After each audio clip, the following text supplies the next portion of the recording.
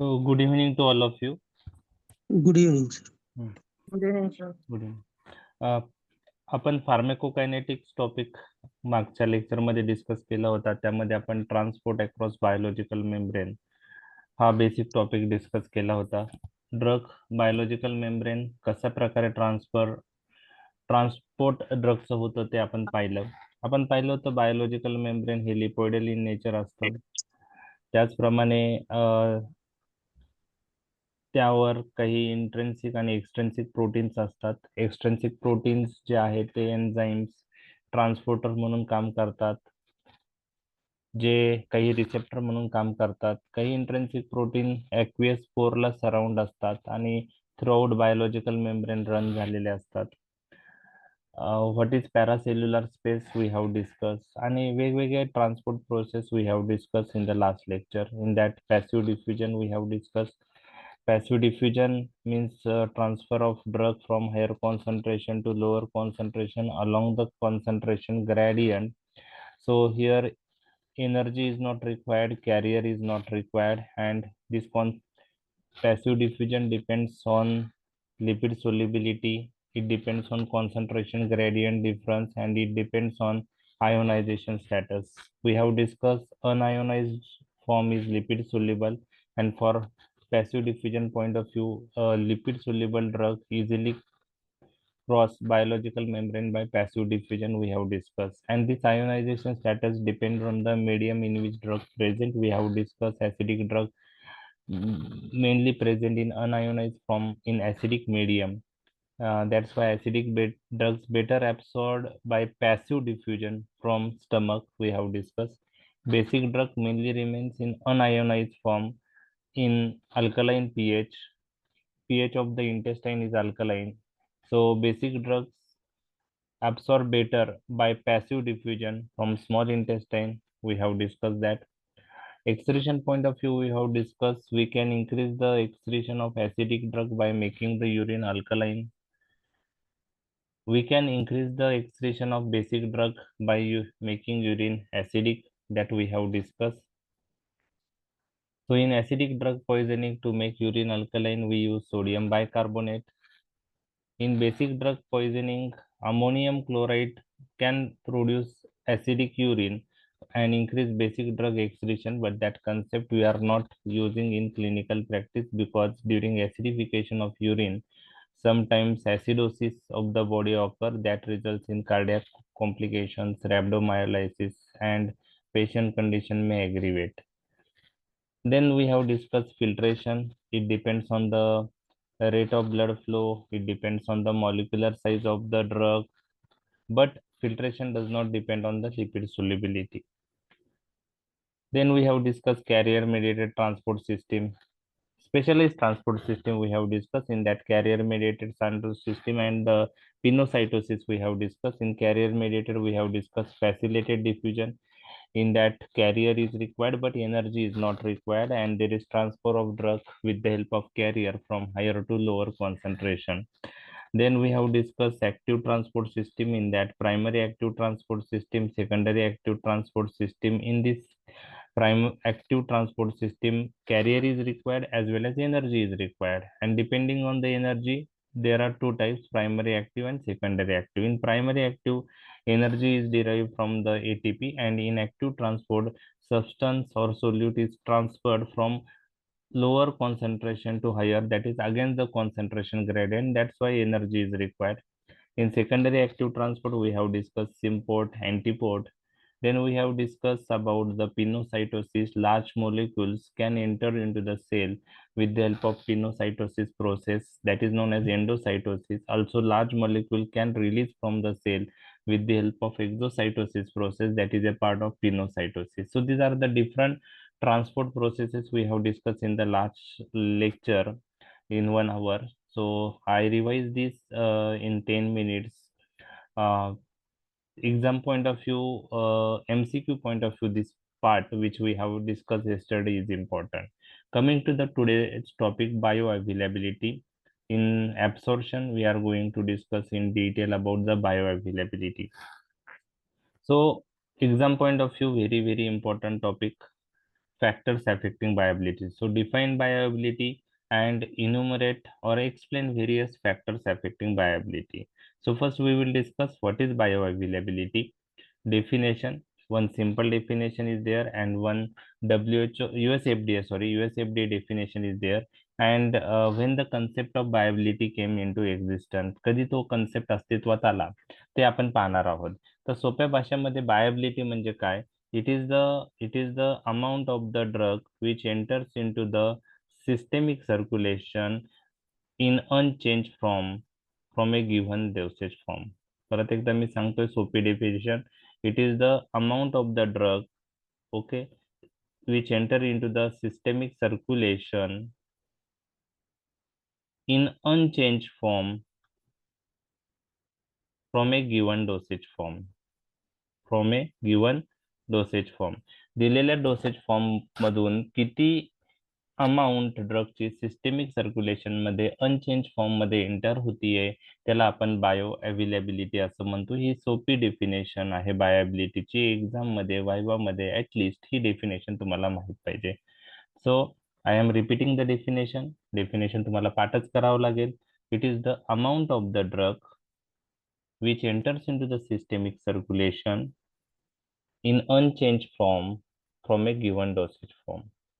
आता ही definition simple definition आहे आणि अजून एक डेफिनेशन USFDA ने दिलेली आहे ती पण आपण पाहणार आहोत. तर सिंपल डेफिनेशन नंतर आपण आता USFDA चे डेफिनेशन पाहूया. तर what is bioavailability as per USFDA?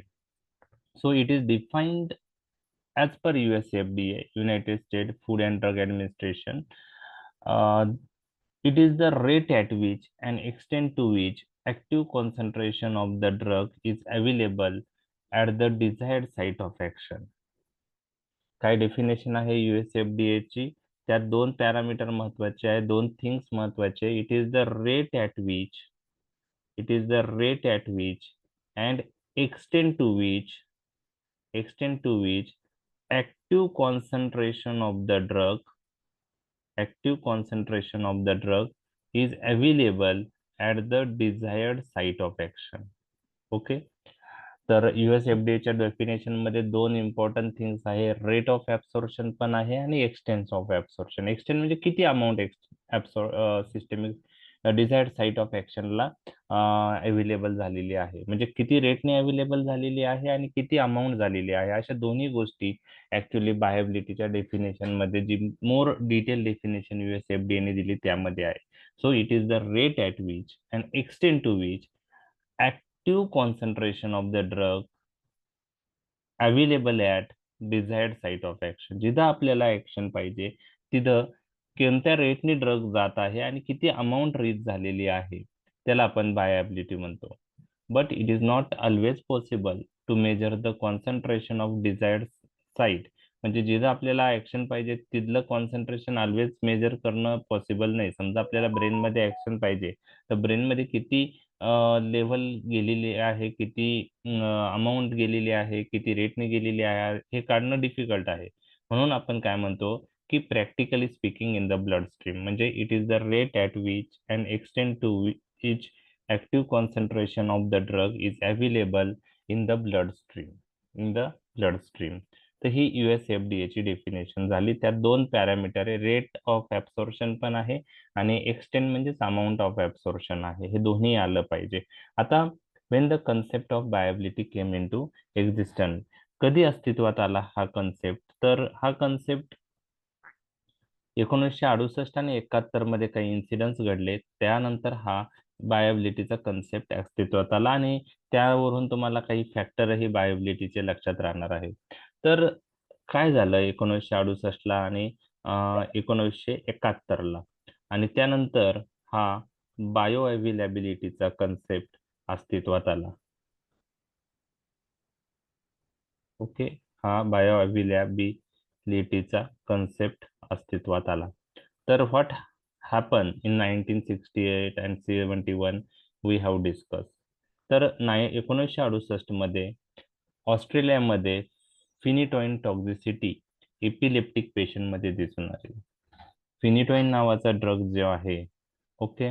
तो इपिलिप्सी मध्ये यूज केला जाणारा ड्रग आहे. फिट आल्यानंतर कन्व्हर्जनसाठी हा ड्रग म्हणजे फिट ज्यांना येते त्या पेशंट मध्ये आपण यूज करतो. अँटी कन्व्हर्जन ड्रग आहे फिनिटॉइन. आणि तर ऑस्ट्रेलियामध्ये हा फिनिटॉइन नावाचा ड्रग त्यावेळेस इपिलेप्सीसाठीचा पॉप्युलर होता, ड्रग ऑफ चॉईस होता फिनिटॉइन. ओके. आणि जी कंपनी फिनिटॉइन बनवत होती त्या कंपनी चं जे फिनिटॉइन प्रिपरेशन होतं त्याचं ब्रँड नेम होतं डायलेंटॉइन सोडियम. तर ही कंपनी जे फिनिटॉइन बनवत होते तर कधीही ड्रग बनवताना किंवा फिनिटॉइनचे जो डोसेज फॉर्म आपण बनवतो टॅबलेट बनवताना म्हणजे कोणतेही टॅबलेट बनवताना तो ऍक्टिव्ह ड्रग त्यामध्ये असतोच. त्याचबरोबर काही आपल्याला इनएक्टिव्ह इन्ग्रेडियंटही त्यात यूज करावं लागतात. ओके. सो हे इनएक्टिव्ह इन्ग्रेडियंट कशासाठी यूज करतात? ॲज ए फिलिंग एजंट और ॲज ए बाइंडिंग एजंट. मग हे फार्माकोलॉजिकली इनर्ट सबस्टन्स असतात. Okay. So during manufacturing of the tablet along with active drug we use some inactive pharmacologically inert substance in scientific word pharmacologically inert substance we use. These are pharmacologically inert. Okay. And this substance we use as a filling agent or binding agent. Okay. Such substance are known as excipient. Such substance known as excipient. तर what R एक्सिपियंट असं जर व्हायवात question तुम्हाला विचारला तर त्याचा answer तुम्हाला देता आला पाहिजे. आणि तुम्ही जे पण प्रिपरेशन्स किंवा जे डोसेज फॉर्म आपण day to day clinical practice मध्ये यूज करतो oral I V intramuscular point of view, समजा आता oral point of view tablets capsule, तर त्यामध्ये जे फार्मास्युटिकल कंपनीने नाव दिलेलं असतं त्याला आपण ब्रँड नेम म्हणतो. आणि त्यालाच आपण प्रोप्रायटरी नेम असंही म्हणतो. आणि त्याचबरोबर त्यामध्ये जे ड्रग असतो तर त्याचं नॉन प्रोप्रायटरी नेमही मेन्शन केलेलं असतं. किती अमाऊंट असते त्याचं ती मेन्शन केलेली असते. तर त्याच्याबरोबरच खाली एक्सिपियंट हा एक वर्ड मेन्शन केलेला असतो खूप ठिकाणी त्या लेबलवर. तर एक्सिपियंटचा अर्थ काय तो आज मी तुमच्याशी डिस्कस केलेला आहे. तर एक्सिपियंट कोणते यूज केले ते मेन्शन केलेलं नसतं, पण एक्सिपियंट त्यात ऍड केलेले आहे. म्हणजे during preparation of the drug some pharmacologically inert substance added as a binding agent और ॲज ए फिलिंग एजंट. म्हणजे जे ऍक्टिव्ह ड्रग आहे ते एकमेकांना बाइंड व्यवस्थित झाला पाहिजे ड्रग मॉलिक्यूल टॅबलेट बनवताना, किंवा ड्रगची अमाऊंट फार कमी आहे तर टॅबलेट बनवताना त्या अमाऊंटचा ड्रग टॅबलेट बनवणं पॉसिबल नाही, तर ॲज ए फिलिंग एजंट म्हणून आपण काही सबस्टन्स यूज करतो तर त्याला आपण एक्सिपियंट असं म्हणतो. ओके. तर एक्सिपियंट हे फार्माकोलॉजिकली इनर्ट सबस्टन्स आहे. बरोबर आहे. म्हणजे त्यांना स्वतःची ऍक्शन काही नाही आहे. बरोबर आहे. फक्त आपण बाइंडिंग एजंट किंवा फिलिंग एजंट म्हणून यूज करतो. तर ती कंपनी जी डायलेंटाईन सोडियम बनवत होती ऑस्ट्रेलिया मध्ये, तर त्या सुरुवातीला कॅल्शियम सल्फेट नावाचा एक्सिपियंट ते यूज करत होते. तर काय झालं की याचा स्टॉक जो आहे कंपनीचा तो संपला. तर कंपनीने विचार केला की कॅल्शियम सल्फेट असाही इनर्ट सबस्टन्स आहे, त्याला काही ऍक्शन्स नाहीये फार्माकोलॉजिकल, त्याच्याऐवजी आपण दुसरा इनर्ट सबस्टन्स यूज करू बाइंडिंगसाठी आणि फिलिंगसाठी.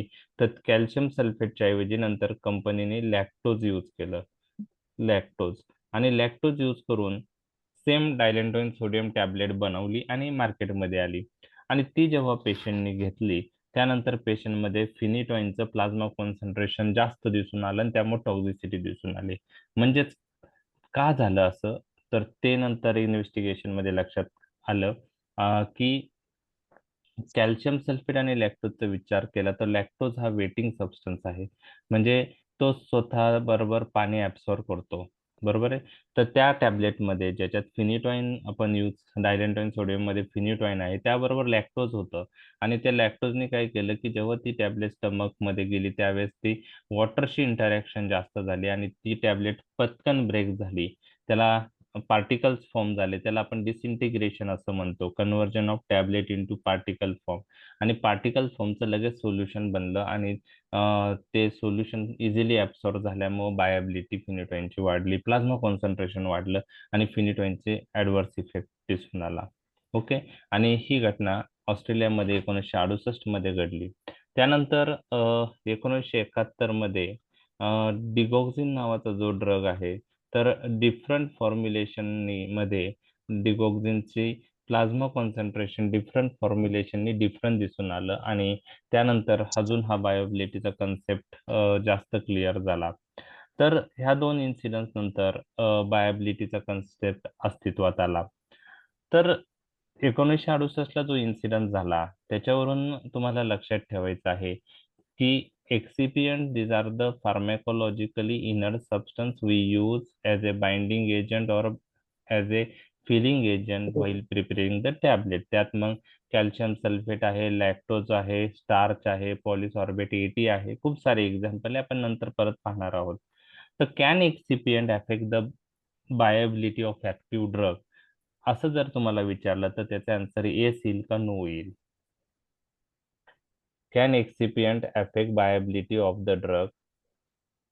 Yes, yes. No, no, Sometimes. no. Excipient can affect viability of the drug, कारण एक्सिपियंट हे जरी फार्मॅकोलॉजिकली इनर्ट सबस्टन्स असला तरी पण आता कॅल्शियम सल्फेटच्या ऐवजी आपण लॅक्टोज यूज केला होता. तर कॅल्शियम सल्फेट यूज केला त्यावेळेस फिनिटॉइनचं ऍब्सॉर्प्शन वेगळं होतं आणि लॅक्टोज त्याच्याबरोबर यूज केला फिनिटॉइन बरोबर टॅबलेट बनवताना, तर त्यामुळे प्लाझ्मा कॉन्सन्ट्रेशन फिनिटॉइनचं जे आलंय ते वेगळं आहे. ज्यावेळेस लॅक्टोज यूज केलं त्यावेळेस फिनिटॉइनचं कॉन्सन्ट्रेशन ब्लड मधलं जास्त दिसून आलं, कारण लॅक्टोज हा वेटिंग सबस्टन्स आहे. तो त्या टॅबलेटचं ब्रेकडाऊन फास्ट करतो वॉटर बरोबर इंटरॅक्शन करून आणि ती टॅबलेट फाईन पार्टिकल मध्ये कन्वर्ट होती. फाईन पार्टिकल सोल्युबल फॉर्म मध्ये लवकर कन्वर्ट होतं आणि जास्त ड्रग ऍब्सॉर्ब होतं. त्यामुळं एक्सिपियंटला स्वतःची ऍक्शन नाही. ठीक आहे, एक्सिपियंट स्वतःची ऍक्शन काही करत नाही, परंतु म्हणजे फार्मॅकोलॉजिकल ऍक्शन नाही, त्यांना फार्मॅकोलॉजिकली इनर सबस्टन्स म्हणतात, पण they can modify the plasma concentration of active drug. So excipient can affect the बायोबिलिटी.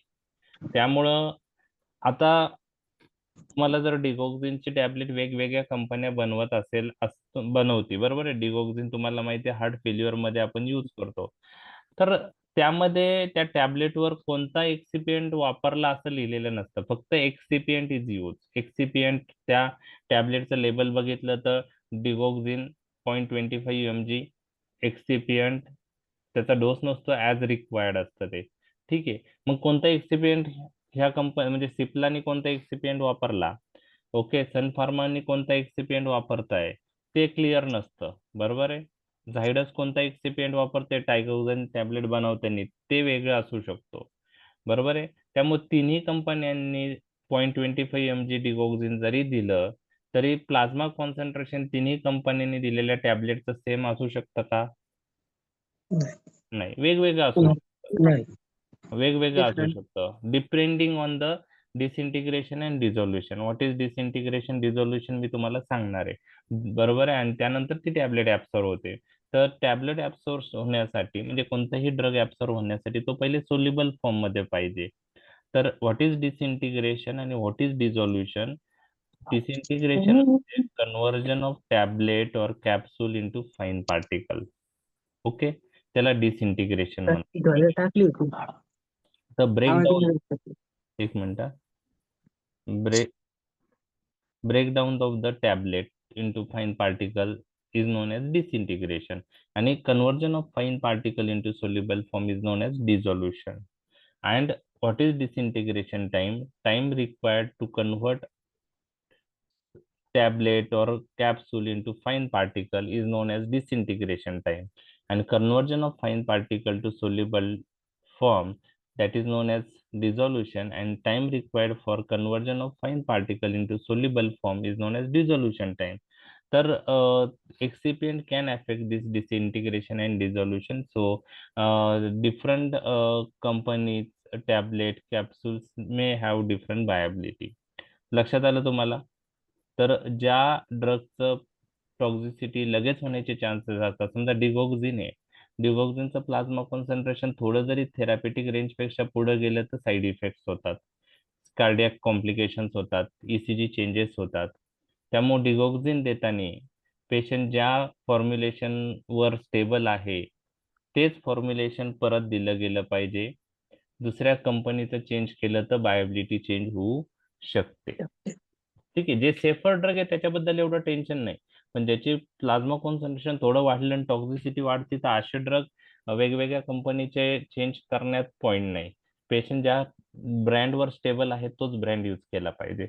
तर एक्सिपियंट कॅन अफेक्ट बायोबिलिटी हे तुम्हाला मी बायो अवेलेबिलिटीचा कन्सेप्ट कसा अस्तित्वात आला त्याच्या माध्यमातून सांगितलंय. ऍक्च्युली शानबागमध्ये हे डिटेलमध्ये मेन्शन नाही किंवा आता बाकी बुक्स मध्ये पण खूप साऱ्या डिटेल मेन्शन नाही, काही बुक्स मध्ये आहे, पण त्याच्यावरून तुम्हाला एक्सिपियंट जर 2 मार्काला आलं आणि कॅन एक्सिपियंट अफेक्ट बायोबिलिटी असं जर विचारलं तर तो पॉइंट तुमचा क्लिअर झालेला आहे. तर हे झालं कशी बायोबिलिटी अस्तित्वात आली. आता बायोबिलिटी कशी कॅल्क्युलेट केली जाते ते मी तुमच्याशी डिस्कस करणार आहे. ओके, तर बायोबिलिटीचा फॉर्म्युला आहे.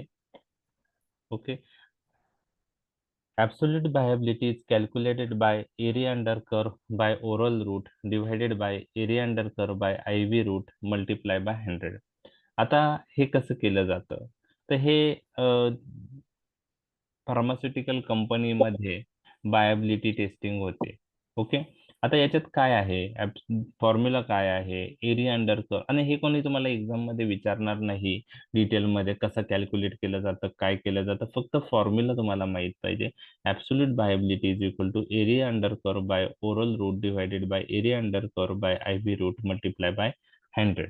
मग याच्यामध्ये काय करतात तुम्हाला सांगतो, की समजा आता ड्रग ए आहे, तर याला याची बायोबिलिटी आपल्याला पाहिजे आहे. तर पहिले काय करणार आपण, ड्रग ए ओरली देणार. ओके, आणि ओरली दिल्यानंतर दर 1 तासाला ब्लड घेणार, प्लाझ्मा वेगळं करणार आणि प्लाझ्मा मध्ये त्या ड्रगचं कॉन्सन्ट्रेशन पाहणार.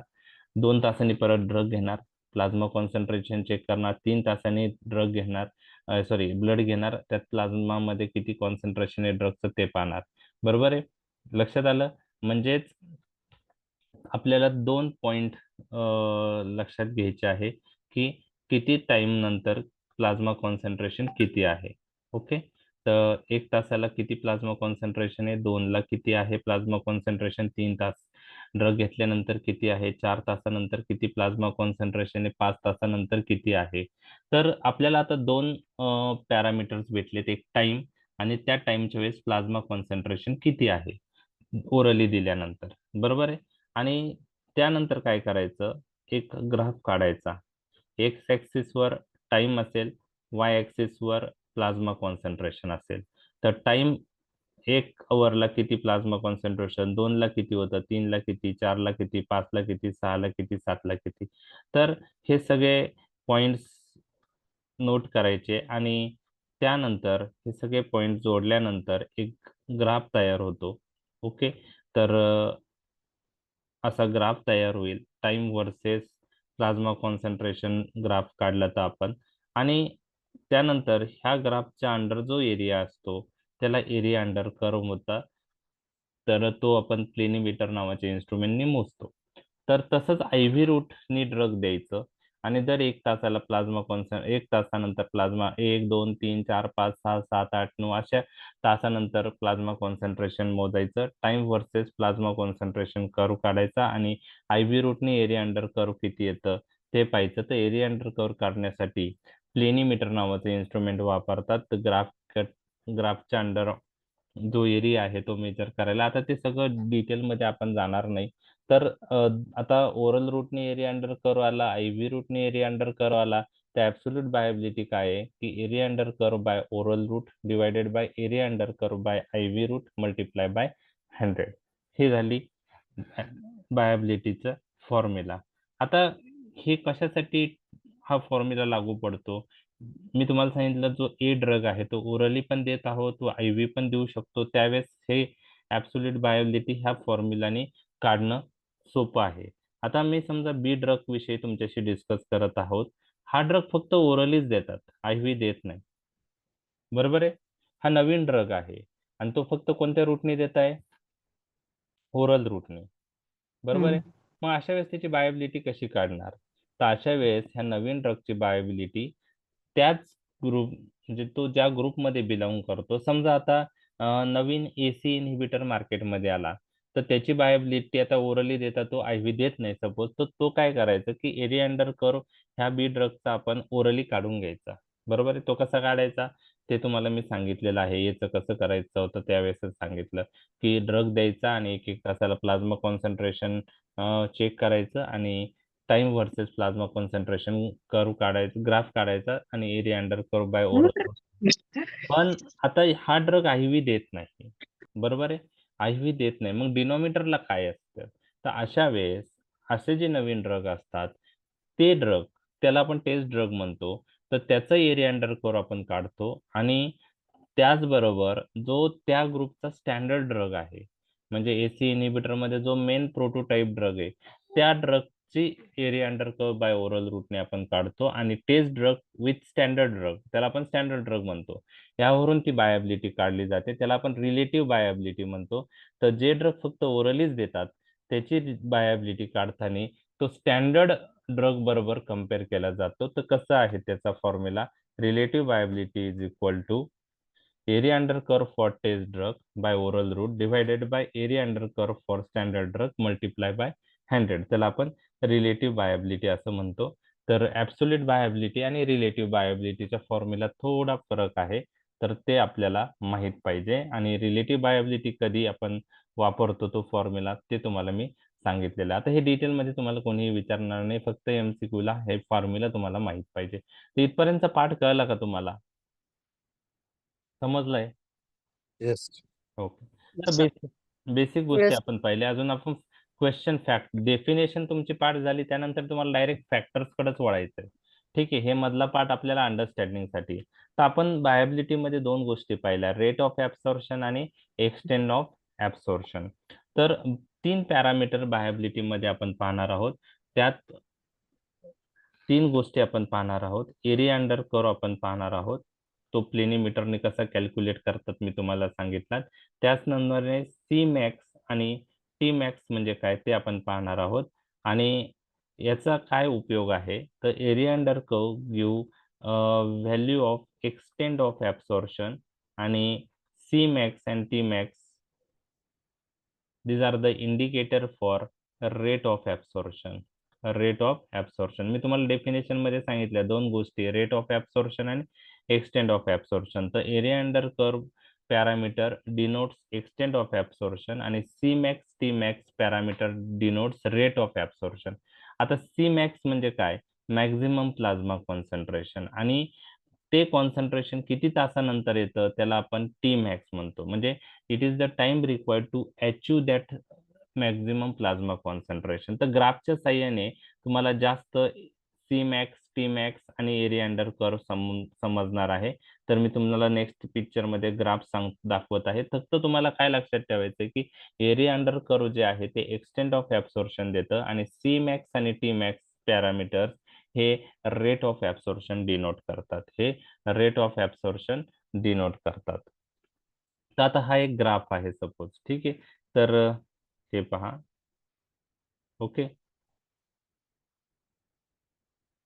तर ह्या ग्राफचा जो खालचा एरिया आहे, एरिया अंडर कर्व म्हणतो त्याला, ते आपल्याला कसली व्हॅल्यू देईल? किती अमाऊंट ऍब्सॉर्ब झाली म्हणजे एक्सटेंड ऑफ ऍब्सॉर्प्शन. बरोबर आहे. एक्स ऍक्सिसला काय असतं आणि वाय ऍक्सिसला काय असतं हे मी तुम्हाला सांगणार आहे. एक्स ऍक्सिसला टाइम असतं. 1-1 तासाने आपण कॉन्सन्ट्रेशन मोजून ग्राफ काढलेला आहे. तर एक्स ऍक्सिसला टाइम असतो, वाय ऍक्सिसला प्लाझ्मा कॉन्सन्ट्रेशन असतं. आता सी मॅक्स आणि टी मॅक्स कुठं आहे मी तुम्हाला सांगतो. सी मॅक्स म्हणजे मॅक्झिमम प्लाझ्मा कॉन्सन्ट्रेशन. हे जे हायेस्ट हाईट आहे, हे कॉन्सन्ट्रेशन जे आहे हे मॅक्झिमम प्लाझ्मा कॉन्सन्ट्रेशन, हे झालं सी मॅक्स. बरोबर. आणि हे सी मॅक्स कधी आलं? Time required to achieve this C max is known as T max.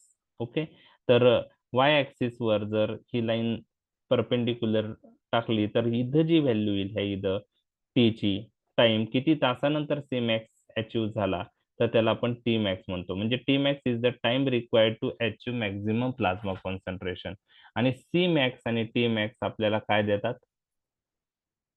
Rate of absorption, किती ड्रग कसं ऍब्सॉर्ब होत आहे, रेट ऑफ ऍब्सॉर्प्शन. तर area under curve extent of absorption देतात आणि सी मॅक्स आणि T max rate of absorption देतात. Okay, लक्षात आलं? हे पहा, time versus plasma concentration curve आहे. 1, 2, 3 सगळ्या तास एक एक तासाने प्लाझ्मा कॉन्सन्ट्रेशन मोजलं. सपोज आता हे ड्रग ए चं कॉन्सन्ट्रेशन आहे आणि त्या ड्रग ए चा ग्राफ तयार केलाय. त्याचप्रमाणे हा ड्रग बी चा ग्राफ तयार केलाय. ड्रग बी चं प्लाझ्मा कॉन्सन्ट्रेशन मोजून टाइम वर्सेस प्लाझ्मा कॉन्सन्ट्रेशन काढलेला आहे. ठीक आहे. Now we will study various terminologies. Okay, तर हे काय आहे? ए ड्रगचं काय आहे? हे मी जे लाईन डिनोट केलेली आहे ही ए ड्रगचं काय येते? Pitex. आणि ते अचीव करायला आणि हे रेड मध्ये जे आहे ते बी ड्रगचं सी मॅक्स आहे. तर ए ड्रग, हा, तर हे दोन्ही सी मॅक्स झाले, मॅक्झिमम प्लाझ्मा कॉन्सन्ट्रेशन. आणि ए ड्रगचं जे मॅक्झिमम प्लाझ्मा कॉन्सन्ट्रेशन आहे ते ज्या टाइमला अचीव होतं, जवळजवळ मला असं वाटते 1.5 तासानंतर ते मॅक्झिमम प्लाझ्मा कॉन्सन्ट्रेशन अचीव होते. बरोबर आहे. पण ड्रग बीचं मॅक्झिमम प्लाझ्मा कॉन्सन्ट्रेशन कधी अचीव होते? जवळजवळ 4.25 तासानंतर. बरोबर आहे. तर याच्यावरून तुम्हाला सी मॅक्स आणि टी मॅक्स वरून रेट ऑफ ऍब्सॉर्प्शन लक्षात येते. बरोबर आहे. आणि या कर्वच्या अंडरचा जो एरिया आहे त्याला एरिया अंडर कर्व म्हणतात आणि ते एक्सटेंड ऑफ ऍब्सॉर्प्शन देतात. आता जी ही लाईन दाखवलेली आहे मी, म्हणजे आता जी मी नेक्स्ट त्याला डिस्प्ले करत आहे पहा. ओके, ही जी लाईन येते आहे हे मिनिमम प्लाझ्मा कॉन्सन्ट्रेशन आहे जिथं ऍक्शन दिसते. म्हणजे प्लाझ्मा कॉन्सन्ट्रेशन ड्रगचे याच्या वरती जर असेल तर इफेक्ट येणार आहे, त्याला मिनिमम इफेक्टिव्ह कॉन्सन्ट्रेशन असं म्हणतात. बरोबर आहे. मग ड्रग ए बरोबर ऍक्शन लवकर येणार आहे, ड्रग ए ची ऍक्शन लवकर खतम होणार आहे, ड्रग बी ची ऍक्शन थोडी उशिरा येणार आहे, पण ड्रग बी ची ऍक्शन ही जास्त तास राहणार आहे. हे या ग्राफवरून तुम्हाला लक्षात येत आहे. अजून एक लाईन तुम्हाला दाखवतोय, ही जी आहे याला मॅक्झिमम सेफ कॉन्सन्ट्रेशन म्हणतात. म्हणजे याच्यावरती जर कॉन्सन्ट्रेशन गेलं तर टॉक्झिसिटी होऊ शकते. मग आता ड्रग ए आणि बी पैकी टॉक्झिसिटीची रिस्क कोणाबरोबर आहे? ए बरोबर आहे. तर हे काही drug versus plasma concentration J curve आहे त्याच्याशी रिलेटेड काही टर्मिनॉलॉजी आपण डिस्कस केलेली आहे. तर आपण फॅक्टर्स अफेक्टिंग बायोबिलिटी, आता मी जे डिस्कस केले सी मॅक्स टी मॅक्स, हे फक्त एमसीक्यू पॉईंट ऑफ व्ह्यू महत्वाचं आहे. थेरीमध्ये तुम्हाला एवढं डिटेल कोणी विचारणार नाही. डिफाईन बायोबिलिटी झालं की फॅक्टर्स अफेक्टिंग बायोबिलिटी तुम्हाला करायचे आहेत. आणि हे फॅक्टर्स आपण ऑफलाईन लेक्चरला पण चांगल्या प्रकारे कम्प्लीट केलेले आहे. तर जे फॅक्टर्स आहेत जवळजवळ 15-16 फॅक्टर्स मी तुमच्याशी डिस्कस करणार आहे. तर 2 मिनिटात मी स्टार्ट करतो. Just 1 minute.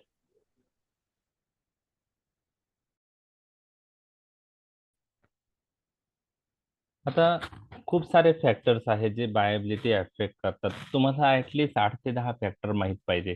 हे दोन वेगवेगळ्या ग्रुपचे फॅक्टर आहेत, ते नाही आठवले तर डायरेक्ट इन्युमरेट केले तरी चालू शकतात. तर फॅक्टर्स अफेक्टिंग बायोबिलिटी जे आहे म्हणजे कोणत्या फॅक्टर्सने बायोबिलिटी चेंज होऊ शकते. तर हे फॅक्टर 2 ग्रुपमध्ये डिवाइड आहे. एक आहे ड्रग रिलेटेड फॅक्टर, त्याला आपण फार्मास्युटिकल फॅक्टर्स म्हणतो. म्हणजे ते मॅन्युफॅक्चरिंग पॉइंट ऑफ व्ह्यू आहेत. ओके, ड्रग रिलेटेड फॅक्टर किंवा फार्मास्युटिकल फॅक्टर. आणि दुसरा जो ग्रुप आहे हा, याला आपण पेशंट रिलेटेड फॅक्टर असे म्हणतो, त्यालाच फार्मॅकोलॉजिकल फॅक्टर्स असेही म्हणतात. तर ड्रग रिलेटेड फॅक्टर, आता मी पहिले हे सगळे फॅक्टर तुमच्याशी डिटेलमध्ये डिस्कस करतो आणि मग तुम्हाला त्या सगळ्या गोष्टी कळणार आहे. तर फार्मास्युटिकल फॅक्टर किंवा ड्रग रिलेटेड फॅक्टर मध्ये फिजिकल स्टेट कोणत्या फॉर्म मध्ये ड्रग आहे, लिक्विड मध्ये आहे का सॉलिड मध्ये, क्रिस्टलोइड मध्ये का कोलाइड मध्ये, त्यावर बायोबिलिटी डिपेंड असते. ड्रगची पार्टिकल साईज, मी टॅबलेटची साईज नाही म्हणते, ड्रगची पार्टिकल साईज म्हणतोय. म्हणजे ड्रग त्या टॅबलेट किंवा कॅप्सूल मध्ये त्या जे पार्टिकल्स असतात ड्रगचे, त्या पार्टिकलची साईज. त्यानंतर टाइम रिक्वायर्ड फॉर डिसइंटिग्रेशन डिझॉल्युशन, किती टाइम लागतो त्याच्यावर. त्यानंतर ड्रग सॉल्ट फॉर्म मध्ये असेल किंवा क्रिस्टलाइन किंवा अमॉर्फस फॉर्म पैकी कोणाची आहे जास्त. वॉटर ऑफ हायड्रेशन मध्ये अनहायड्रस आणि हायड्रस फॉर्म मध्ये कोणाची चांगली आहे. Excipient can affect bioavailability yes or no, आणि त्यांनी त्याच्याशी रिलेटेड काही पॉइंट आहे. कॉम्प्रेशन प्रेशर म्हणजे मॅन्युफॅक्चरिंग करताना, कॉम्प्रेस करताना ते टॅबलेट किती प्रेशर वापरलेलं आहे त्यावरही बायोबिलिटी डिपेंड असते. हे झाले फार्मास्युटिकल फॅक्टर किंवा drug related factor. Patient related factor किंवा फार्मॅकोलॉजिकल फॅक्टर मध्ये pH of the medium in which drug present, area of absorbing surface किती आहे, गॅस्ट्रिक एम्प्टिंग कशी आहे, फर्स्ट पास मेटाबॉलिझम कसं आहे ड्रग, त्या ड्रगचं. पेशंटला जीआयटी डिसऑर्डर असतील किंवा काही फूड बरोबर ड्रग दिलं तर फूड ड्रग इंटरॅक्शन असू शकतात, किंवा दोन ड्रग एकत्र दिले तर ड्रग ड्रग इंटरॅक्शन मुळे बायोबिलिटी अफेक्ट होऊ शकते. आणि काही जेनेटिक फॅक्टर वरही बायोबिलिटी अफेक्ट होऊ शकते. त्याला फार्मेकोजेनेटिक फॅक्टर्स म्हणतात. हे सगळे पेशंट रिलेटेड फॅक्टर आहे, त्याला फार्मास्युटिकल फॅक्टर फार्मेकोलॉजिकल फॅक्टर असेही म्हणतात. हे पेशंट रिलेटेड फॅक्टरला फार्मेकोलॉजिकल फॅक्टर्स असेही म्हणतात. तर यामध्ये आता पहिले आपण ड्रग रिलेटेड फॅक्टर्स पाहणार आहोत. तर यामध्ये आहे फिजिकल स्टेट. ओके, तर तुम्हाला लक्षात ठेवायचं आहे फिजिकल स्टेट मध्ये ड्रग कोणत्या फॉर्म मध्ये आहे त्याच्यावर बायोबिलिटी डिपेंड असते. तर लिक्विड्स आणि सॉलिड्स मध्ये liquids have better bioavailability than solids. आणि क्रिस्टलोइड आणि कोलाइड हे पण केमिस्ट्री पार्ट मध्ये मी जात नाही. जे ड्रग क्रिस्टलोइड फॉर्म मध्ये, क्रिस्टलाइन फॉर्म मध्ये त्यांची बायोबिलिटी जास्त असते कोलॉइड पेक्षा. ओके, तर physical state can affect बायोबिलिटी. Liquids have better viability than solids and crystalloid form have better viability than colloids. हे तुम्हाला लक्षात ठेवायचं आहे. दुसरं आहे particle size. Okay, so particle size शी रिलेटेड तुम्हाला लक्षात ठेवायचं आहे. पार्टिकल साईज म्हणजे मी तुम्हाला सांगितले की त्या टॅबलेट किंवा कॅप्सूल मध्ये जे ड्रग पार्टिकल आहे त्या पार्टिकलची साईज. मी टॅबलेटची साईज किंवा कॅप्सूलची साईज म्हणत नाही, ड्रग पार्टिकलची साईज. ओके, तर जितकी ड्रग पार्टिकल साईज कमी तेवढी बायोबिलिटी जास्त असू शकते. बरोबर आहे. का असू शकते ते मी तुमच्याशी डिस्कस करत आहे. म्हणजे if we decrease the particle size bioavailability is increase. का इन्क्रीज होते? ज्यावेळेस आपण पार्टिकल साईज कमी करतो त्यावेळेस surface area of the drug is increase, surface area increase होतो. And due to that more drug comes in contact with water, there is faster disintegration and dissolution, and due to that viability is increased. म्हणजे काय की ड्रगची particle size कमी केली तर surface area वाढतो, हे तुम्हाला लक्षात ठेवायचं आहे.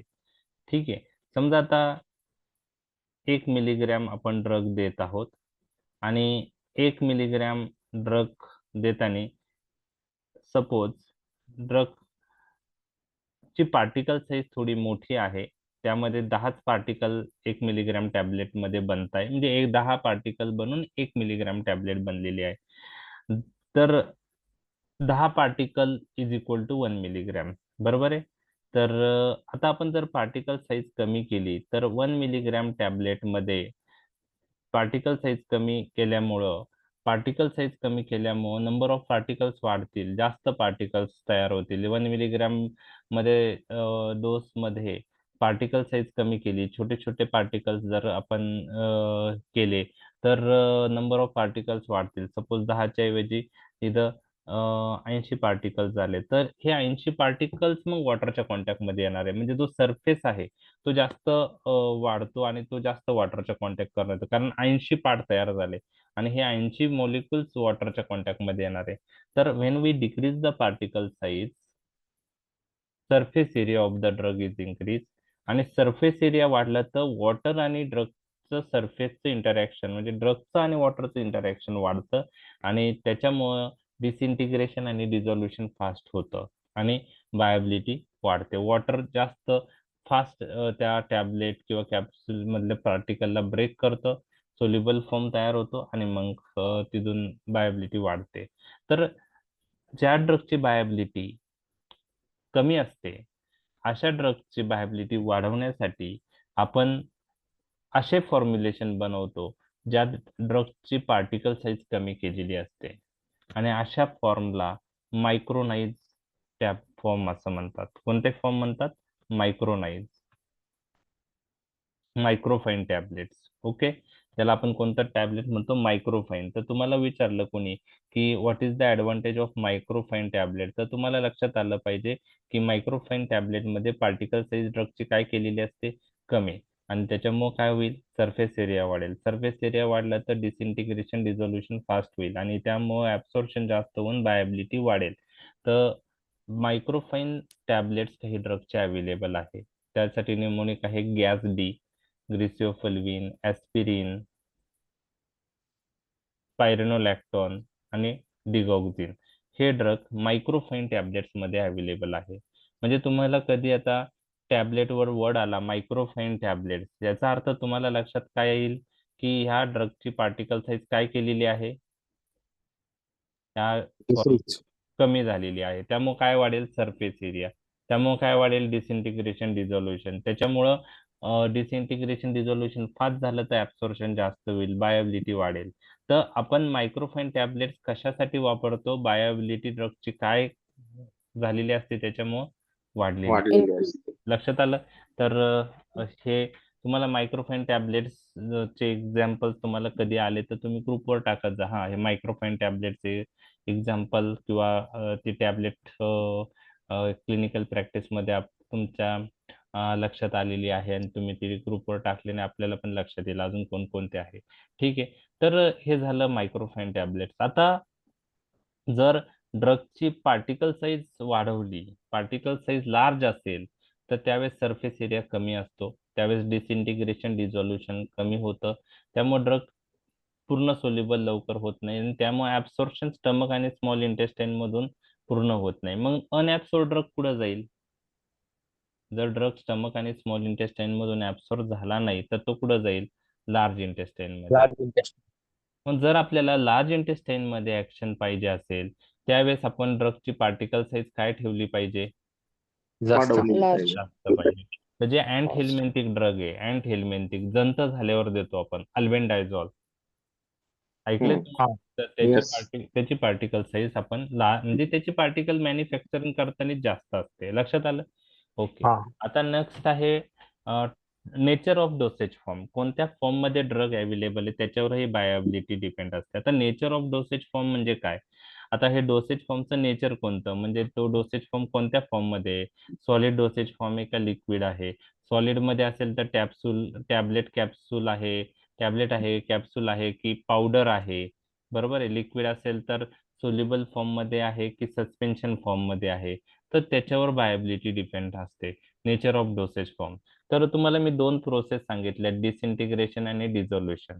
डिसइंटिग्रेशन म्हणजे सॉलिड डोसेज फॉर्म पासून फाईन पार्टिकल बनणे, त्याला डिसइंटिग्रेशन म्हणतात. म्हणजे breakdown of the tablet capsule, त्याला आपण डिसइंटिग्रेशन म्हणतो आणि त्यात tablet and capsule convert into fine particles, बरोबर आहे. तर दॅट इज ए डिसइंटिग्रेशन. आणि time required for conversion of this solid dosage form into fine particle is known as disintegration time.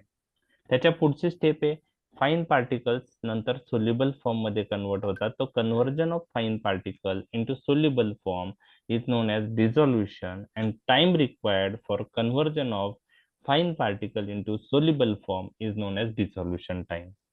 तर डिसइंटिग्रेशन आणि डिझोल्युशन टाइम हे सांगितलंय तुम्हाला.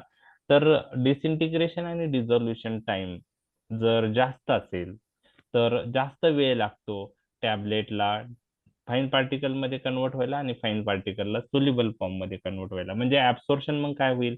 कमी होईल, स्लो होईल आणि त्यामुळे बायोबिलिटी कमी असणार आहे. जर डिसइंटिग्रेशन डिझोल्युशन फास्ट झालं तर ड्रग फास्ट सोल्युबल फॉर्म मध्ये कन्वर्ट होतो आणि ऍब्सॉर्प्शन चांगलं होऊ शकतं. लक्षात आलं?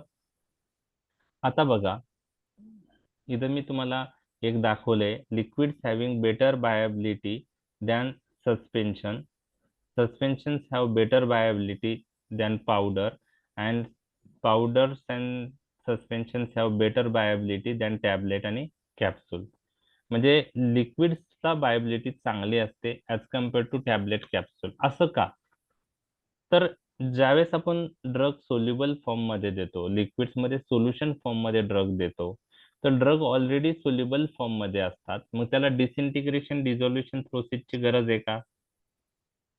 लिक्विड्सला सोल्युबल फॉर्म मध्ये असेल नाही, no disintegration required, no dissolution required. आता ड्रग जर पावडर फॉर्म मध्ये असेल किंवा सस्पेन्शन फॉर्म मध्ये असेल, सस्पेन्शन म्हणजे काय की एका सोल्युशन मध्ये ड्रगचे पार्टिकल्स प्रेझेंट असतात. आता हे सस्पेन्शन फॉर्म म्हणतो, किंवा पावडर फॉर्म म्हणजे पावडर मध्ये ड्रग फाईन पार्टिकल फॉर्म मध्ये असतात. तर या सस्पेन्शन किंवा पावडर फॉर्म मध्ये जे ड्रग असतात त्यांना सोल्युबल फॉर्म मध्ये कन्वर्ट होण्यासाठी ओनली डिझोल्युशन प्रोसेस लागते, कारण हे ऑलरेडी फाईन पार्टिकल्स आहेत. बरोबर आहे? त्याला डिसइंटिग्रेशनची गरज आहे का? नाही. मग डिझोल्युशन लागणार. मग ठीक आहे. आणि टॅबलेट कॅप्सूलचा जर विचार केला तर टॅबलेट आणि कॅप्सूल पहिले फाईन पार्टिकल्स मध्ये कन्वर्ट झाले पाहिजे, त्यासाठी डिसइंटिग्रेशन प्रोसेस महत्वाची, आणि then fine particle soluble form मध्ये कन्वर्ट होईल, त्यासाठी डिझोल्युशन प्रोसेस महत्वाची. म्हणजेच काय, टॅबलेट कॅप्सूलला डिसइंटिग्रेशन पण लागतं आणि डिझोल्युशन प्रोसेस पण लागते. पावडर आणि सस्पेन्शनला काय लागतं? फक्त डिसॉल्युशन टाइम. डिझोल्युशन टाइम किंवा डिझोल्युशन लागतं, आणि लिक्विड्सला दोन्ही लागत नाही, त्यामुळे दोन्ही लागत नाही. कॅप्चर होतं. तर जनरली लिक्विड फॉर्म मध्ये जर आपण ड्रग दिलं तर बायोबिलिटी जास्त असते as compare to suspension. Suspension having better bioavailability than powder, and powders having better bioavailability than tablets आणि कॅप्सूल, असं आपण म्हणू शकतो. बरोबर. आता नेक्स्ट आहे सॉल्ट फॉर्म. आता हे जे आहे ना Hello, sir. त्याच्या जर लिक्विडला किंवा सस्पेन्शनला कमी टाइम लागतो बाकीच्या टॅबलेट पेक्षा, आता आपण टॅबलेट पाहिलं तर अल्बेंडाझोल लार्ज इंटेस्टाईन मध्ये ते हे झाली पाहिजे, ऍक्शन झाली पाहिजे, त्यामुळं टॅबलेट ते लार्ज पार्टिकल असतात. सो सस्पेन्शन आपण जे यूज करतो अल्बेंडाझोल, त्याला पण लार्ज इंटेस्टाईन मध्ये ऍक्शन झाली पाहिजे ना. मग नाही, ते कसं? त्याचे जे पार्टिकल साईज जास्त असेल त्याची, म्हणजे अल्बेंडाझोलचं जे, आता सस्पेन्शन मध्ये ते पार्टिकलची साईज कशी आहे, आता टॅबलेट आणि कॅप्सूल मध्ये पार्टिकल साईज कशी आहे त्याच्यावर डिपेंड आहे. ठीक आहे. आता हे जे टॅबलेट आणि कॅप्सूल जे आहे यामध्ये कसं आहे की बाइंडिंग एजंट वापरून ते सॉलिड बनवलेलं असतं फॉर्म, त्यामुळे त्याला डिसइंटिग्रेशन प्रोसेस लागणार आहे. आता हे रफली सांगितलंय मी तुम्हाला की टॅबलेट आणि कॅप्सूलला डिसइंटिग्रेशन आणि डिझोल्युशन लागतं. आता तुम्ही जे अल्बेंडाझोल सस्पेन्शन म्हणताय, बरोबर आहे, त्याला फक्त सोल्युबल डिझोल्युशन प्रोसेसच लागेल. पण आता बाकी सस्पेन्शन पेक्षा अल्बेंडाझोल सस्पेन्शन मध्ये पार्टिकल साईज ही मोठी असणार आहे, जेणेकरून त्याचं डिझोल्युशन फास्ट नाही होणार. आपल्याला काय झालं पाहिजे की ड्रग जास्त कुठं रीच झालं पाहिजे? लार्ज इंटेस्टाईन, म्हणजे तो ऍब्सॉर्ब कमी झाला पाहिजे. कमी झाला पाहिजे स्टमक आणि स्मॉल इंटेस्टाईन मधून. तर हे याच्यापेक्षा अजून काही फॅक्टर पण एफेक्ट होतात, फक्त आता हे वन ऑफ द फॅक्टर आहे. ठीक आहे. तर जितकी पार्टिकल साईज जास्त असेल तेवढं ऍब्सॉर्प्शन स्लो असेल, तेवढं ऍब्सॉर्प्शन कमी असेल. बरोबर आहे. आणि तेवढं मग ड्रग लार्ज इंटेस्टाईनला जाऊ शकतो. आणि जितकं मायक्रोफाईन आपण त्या फॉर्म यूज करू ड्रगचा, पार्टिकल कमी फॉर्मचे, एकदम स्मॉल पार्टिकल, तेवढं त्या ड्रगचं डिसइंटिग्रेशन डिझोल्युशन टॅबलेट किंवा कॅप्सूल असेल तर फास्ट होणार आहे. ठीक आहे.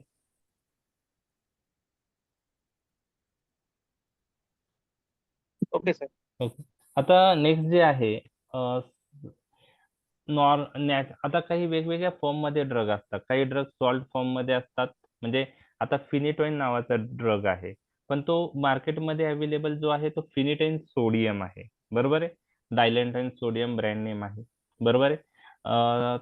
काही ड्रग अमॉर्फस फॉर्म मध्ये असतात, काही ड्रग क्रिस्टलाइन फॉर्म मध्ये असतात, काही ड्रग अनहायड्रस फॉर्म मध्ये असतात, काही ड्रग हायड्रस फॉर्म मध्ये असतात. Okay.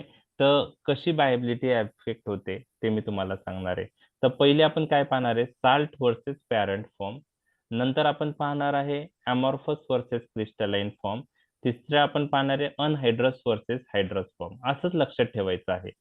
Salt versus parent compound, salt form of the drug versus parent drug, amorphous form of amorphous form of the drug versus crystalline form of the drug, आणि anhydrous form of the drug versus hydrous form of the drug.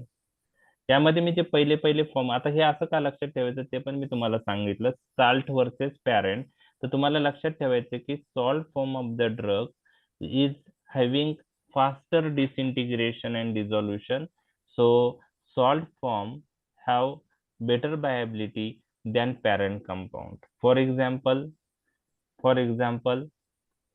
viability of phenytoin sodium is more than parent phenytoin. म्हणजे phenytoin plain use केला किंवा त्याचा salt form use केला तर यामध्ये viability कोणाची जास्त असणार आहे, सॉल्ट फॉर्मची, कारण डिझोल्युशन फास्ट होतं सॉल्ट फॉर्मचं, हे तुम्हाला लक्षात ठेवायचंय पॅरेंट कंपाऊंड पेक्षा.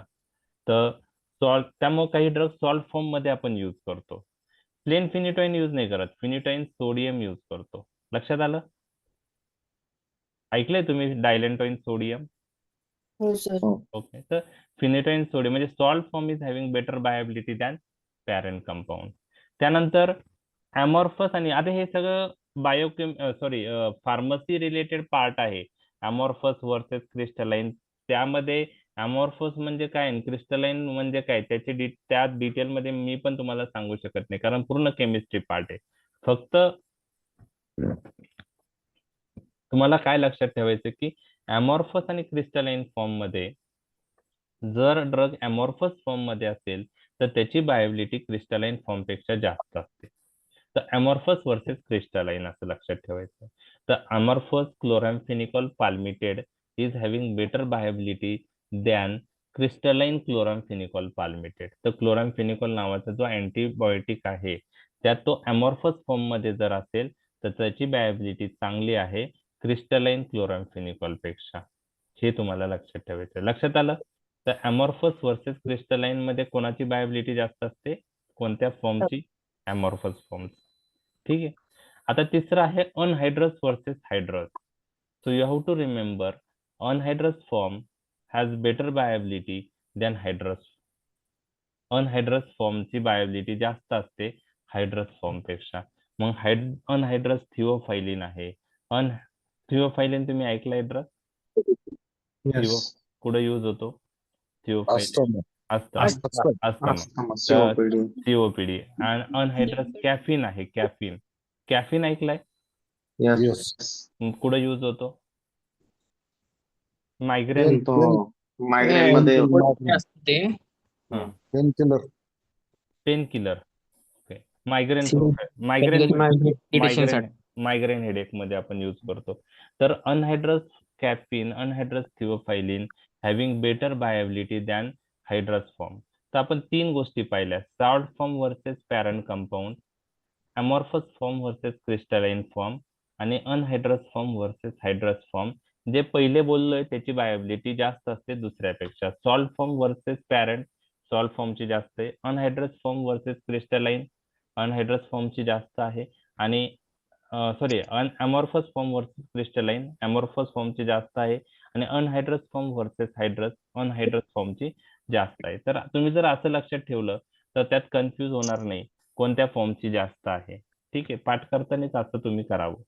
त्यानंतर एक्सिपियंट, nature of excipient. So we have discussed what are excipient. These are the inner substances we use as a binding agent or filling agent during formulation of the tablet or capsule. And this pharmacologically inner substance we use for binding point of view किंवा feeling point of view. म्हणजे binding म्हणजे ड्रगचे particle एकमेकांना bind झाले पाहिजे त्यामुळं त्यासाठी use करतात, किंवा ऍज ए फिलिंग एजंट म्हणजे समजा ड्रगची अमाऊंट फार कमी आहे आणि त्या अमाऊंट समजा 0.25 मिलीग्रॅम टॅबलेट आहे, तर ती टॅबलेट बनवताना ती अमाऊंट फार कमी असणार आहे, तर काही एक्सिपियंट आपण त्यात यूज करतो जे करून आपण टॅबलेट व्यवस्थित बनवू शकतो ऍज ए फिलिंग एजंट, तर त्याला आपण एक्सिपियंट म्हणतो. हे तुम्हाला लक्षात आलेलं आहे. तर त्याचे एक्झाम्पल आहे कॅल्शियम सल्फेट आहे, लॅक्टोज आहे, स्टार्च आहे, पॉलिसॉर्बेट 80 आहेत, गम आहे, हे सगळे एक्सिपियंट आहेत. So can excipient affect bioavailability? हा हॅलो. बोला, हा बोला. हा सर, एक्सिपियंट सस्पेन्शन किंवा लिक्विड मध्ये असतं का? एक्सिपियंट लिक्विड किंवा सस्पेन्शन मध्ये असतं का, त्याविषयी मला पाहावं लागेल. मला पण त्याचं टॅबलेट आणि कॅप्सूल, टॅबलेट्स मध्ये असतं ते मला माहित आहे. तर त्याच्या डोसेज फॉर्मवर, लेबलवर मी पण कधी पाहिलेलं नाहीये. तर मी पाहून सांगतो, म्हणजे मी पण शुअर नाही त्याच्यात. ठीक आहे. त्याच्यामध्ये एक्सिपियंट आपण इनर सबस्टन्स म्हणून यूज करतो का नाही. ठीक आहे. तर ते सर्च करावं लागेल मला पण. ठीक आहे. तर तुम्ही काय करा, समजा आता लेबल जे आहे ना लिक्विडचे, कोणतं तुमच्याकडे समजा एखादं लिक्विड असेल क्लिनिक मध्ये, ओके, तर ते एक करा. लिक्विड च्या लेबलवर एक, म्हणजे प्रत्येक याच्यामध्ये एक्सिपियंट आहे का नाही ते मेन्शन केलेले असतात. ओके. तर त्याविषयी मला पण डिटेल माहित नाही. Okay sir. Okay. Sir glycerine हे यूज केलेलं असतं ना बऱ्याचशा सस्पेन्शन मध्ये वगैरे, सिरप मध्ये. मग ते ग्लिसरीन जे असतं ना ते व्हेकल म्हणून यूज होतं. काही हा जण हा आपण ॲज अ व्हेकल असतो ना, तर त्यासाठी यूज करतो. ठीक आहे. हा हा ग्लिसरीन यूज केलं जातं, काही स्वीटनर्स यूज केले जातात, हा प्रिझर्वेटिव्ह यूज केले जातात. तर अ, त्या पॉइंट ऑफ व्ह्यू त्यांना असं एक्सिपियंट आपण म्हणू शकतो का नाही, त्याविषयी मला माहित नाही. म्हणजे असं कुठं मी वाचलेलं ओके नाहीये. ओके. त्यामुळं कसं हा आहे की आपण पहिले ते म्हणजे त्याला एक्सिपियंट म्हणत असतील, पण असं मी वाचण्यात आलेलं नाहीये. त्यामुळे मला ते एकदा, आता कसं आहे की कलरिंग एजंट असतात किंवा वॉटरला फ्लेवर, आपण एक्सिपियंट म्हणू शकतो का? वॉटरला एक्सिपियंट म्हणू शकतो का नाही, असं आता ते मला लिक्विड फॉर्म्युलेशनशी रिलेटेड एक्सिपियंट वाचावा लागेल. म्हणजे मला पण डिटेल मला माहित नाही. म्हणजे जे tablets manufacturing point of view जे मेन्शन आहेत, किंवा त्याच्यात तो वर्ड एक्सिपियंट असा मेन्शन केलेला असतो. तुम्ही कोणतेही हो हो फॉर्म्युलेशन पहा, त्यात एक्सिपियंट हा वर्ड मेन्शन केलेला असतो. समजा आता तुम्ही एखादी टॅबलेट घ्या, पॅरासिटामॉल पहा, समजा डोलो 650, तर ते पॅरासिटामॉल 650 mg त्याच्या खाली एक्सिपियंट लिहिलेलं असतं. त्याच्यात नेक्स्ट जे आहे ते एक्सिपियंट, तर पॅरासिटामॉलचा डोस खाली एक्सिपियंट लिहिलेलं असतं. तर याला आपण जे फॉर्म्युलेशन असतात त्याच्यामध्ये, सिरपमध्ये जे प्रिझर्वेटिव्ह किंवा व्हेकल म्हणून वापरलेले असतात, किंवा स्वीटनर्स म्हणून यूज केलेले काही सबस्टन्स असतात. ओके. तर ते, त्याला आपण एक्सिपियंट म्हणू शकतो का नाही, त्याविषयी मला वाचावं लागेल. तुम्हाला वाचून मी ग्रुपवर टाकतो ते. ठीक आहे. कारण मी पण, हा, हा सर, माझ्याकडे मिकॅन जेलचे आहे ना बॉटल, त्याच्यावर लिहिलेलं आहे एक्सपेरिमेंट एक्सिपियंट म्हणजे हा आहे. मग लिहिलेलं आहे कलर आणि contains sorbitol as sweetener. Sir sorbate. Alcohol, glycerine आणि या टाईपचे जे सर्व एक्सिपियंट असते सर. ओके. ठीक आहे. एक्सिपियंट जर त्याला आपण म्हणजे आता कसं आहे की त्याचे ते फार्मेकोलॉजिकली इनर्ट सबस्टन्स आहेत, त्यामुळे त्याला आपण एक्सिपियंट म्हणू शकतो. ठीक आहे. फार्मेकोलॉजिकली कोणत्याही इनर्ट सबस्टन्स आपण ड्रग बरोबर कंबाईन करतो, त्या फार्मेकोलॉजिकली इनर्ट सबस्टन्सला एक्सिपियंट असं म्हणतात. बरोबर आहे. तर लिक्विड पॉइंट ऑफ व्ह्यू किंवा सिरप पॉइंट ऑफ व्ह्यू आपण जे एक्सिपियंट्स यूज करतो, तर ते कन्सिस्टन्सी पॉइंट ऑफ व्ह्यू असेल, किंवा ॲज ए स्वीटनर म्हणून आपण यूज करतो. काही फ्लेवर्स, लहान मुलांचे जे सिरप असतात त्यात ते फ्लेवर्स असतात, फ्लेवरिंग एजंट. तर त्यासाठी काही कलरिंग एजंट्स असतात, कलर येण्यासाठी. तर हे जे आहेत, तर ते फार्मेकोलॉजिकली इनर्ट सबस्टन्स आहेत, तर त्याला आपण एक्सिपियंट म्हणू शकतो. तर आता म्युकोंजलच्या याच्यात त्यांनी सांगितलेलं आहे की एक्सिपियंट असा वर्ड असं तिथं मेन्शन केलेलं आहे, तर ते क्लिअर झालं की त्या सगळ्यांना आपण एक्सिपियंट म्हणू शकतो. ठीक आहे. बॉटल आहे ना सिटाची, ते आता हा, जे लिक्विड मध्ये आहे ना त्यामध्ये नाही लिहिलेलं. हा, मग जिथं जिथं असताना, जिथं ऍड असतात, आता एक्सिपियंट म्हणजे आता त्यात काय एक्सिपियंट वापरला आहे ते मी म्हणजे काय म्हणता येईल की एक्सिपियंट खावड कशासाठी वापरला आहे म्युकन जेल मध्ये ते आपल्याला माहित नाही. ठीक आहे. हा आणि सिटाल मध्ये तुम्ही म्हणताय नाही वापरलेला आहे, बरोबर आहे. सिटाल मध्ये ते नाहीये एक्सिपियंट. मग आपल्याला आता तुम्ही पण सर्च करा, मी पण सर्च करतो. Tablet point of view clear आहे, ते मेन्शन पण आहे बुक्स मध्ये सर्व गोष्टी. पण सिरप पॉइंट ऑफ व्ह्यू जो क्वेश्चन रेज केलेला आहे ना, तर त्याविषयी मला पण तेवढं डिटेल मला माहित नाही. तर आपण काही करूया की आपण सर्च करूया, कारण ठीक आहे एक्सिपियंट काही सिरप मध्ये असतं, आता हे क्लिअर झालंय म्युकेन जेलच्या याच्यावरून, आणि सिटाल मध्ये नाहीये, बरोबर आहे. तर आपण ते एकदा क्लिअर करूया की सिरप मध्ये जे आपण मॅन्युफॅक्चरिंग मध्ये स्वीटनर्स किंवा प्रिझर्वेटिव्ह व्हेकल म्हणून जे सबस्टन्स यूज करतो त्याला आपण एक्सिपियंट म्हणू शकतो का, बरोबर आहे. तर आपण ते पाहूया काय आहे ते. तर तुम्ही पण सर्च करा. काही गोष्टी काय असतात की डिटेल सर्च केल्यावर अजून गोष्टी क्लिअर होतात. ठीक आहे. तर असे हे बुक्स मध्ये आता excipient point of view in detail नाही आहे बुक्स मध्ये. मी जेवढं तुम्हाला सांगितलंय ते काही बुक्स मध्ये आहे, केडी त्रिपाठी मध्ये ते पण मेन्शन नाहीये. पण काही बुक्स मध्ये एक्सिपियंट विषयी डिटेल दिलं होतं, त्याच्यावरून मी ते ऍज अ फॅक्टर तो कन्सेप्ट कसा अस्तित्वात आला त्याच्यावरून ते एक्सिपियंट क्लिअर झालं. तर आता आपण पाहूया सिरप पॉइंट ऑफ व्ह्यू किंवा बाकी फॉर्म्युलेशन जे आहे त्यात काय आहे. ट्रान्सडर्मल पॅच मध्ये तुम्ही पहा आहे का नाही, म्हणजे आपल्याला ते आता ऍज ए काय म्हणता येईल की आपण सर्च करूया कोणकोणत्या फॉर्म्युलेशन मध्ये ते असतं. ठीक आहे. तर वेगवेगळे डोसेज फॉर्म आपण पाहूया. जे टॉपिकल प्रिपरेशन्स असतात त्यात आहे का, आय रिलेटेड किंवा इयर रिलेटेड. तर आपण ते सर्व सर्च करूया. ठीक आहे. तर मी तुम्हाला सर्च करून मी तुम्हाला सांगेन. ठीक आहे. So excipient can affect bioavailability. Phenytoin toxicity मी तुम्हाला सांगितलं, calcium sulphate is change to lactose. Okay. तर ते आहे, कारण आता सिरप मध्ये असं स्टार्च, कॅल्शियम सल्फेट किंवा लॅक्टोज यूज होतं का नाही ते आपल्याला एक पाहिलं पाहिजे. आणि एक्सिपियंट मध्ये कोणकोणते सबस्टन्स येतात ते एक सर्च केला पाहिजे. तर आपण पाहूया. कॉम्प्रेशन प्रेशर म्हणजे ज्यावेळेस टॅबलेट बनवताना जे प्रेशर वापरलं जातं त्याला त्या शेप येण्यासाठी त्याला कॉम्प्रेशन प्रेशर म्हणतो. जर तो प्रेशर जास्त असेल तर अशी टॅबलेट हार्ड बनते, त्यामुळे डिसइंटिग्रेशन डिझोल्युशनला टाइम लागतो. तर कॉम्प्रेशन प्रेशर हाय असेल तर बायोबिलिटी कमी असते, हे तुम्हाला लक्षात ठेवायचं आहे. तर हे झाले drugs related factor. Okay. Drugs related factor मध्ये आपण भरपूर फॅक्टर बघितलेले आहे. आता पेशंट रिलेटेड फॅक्टर.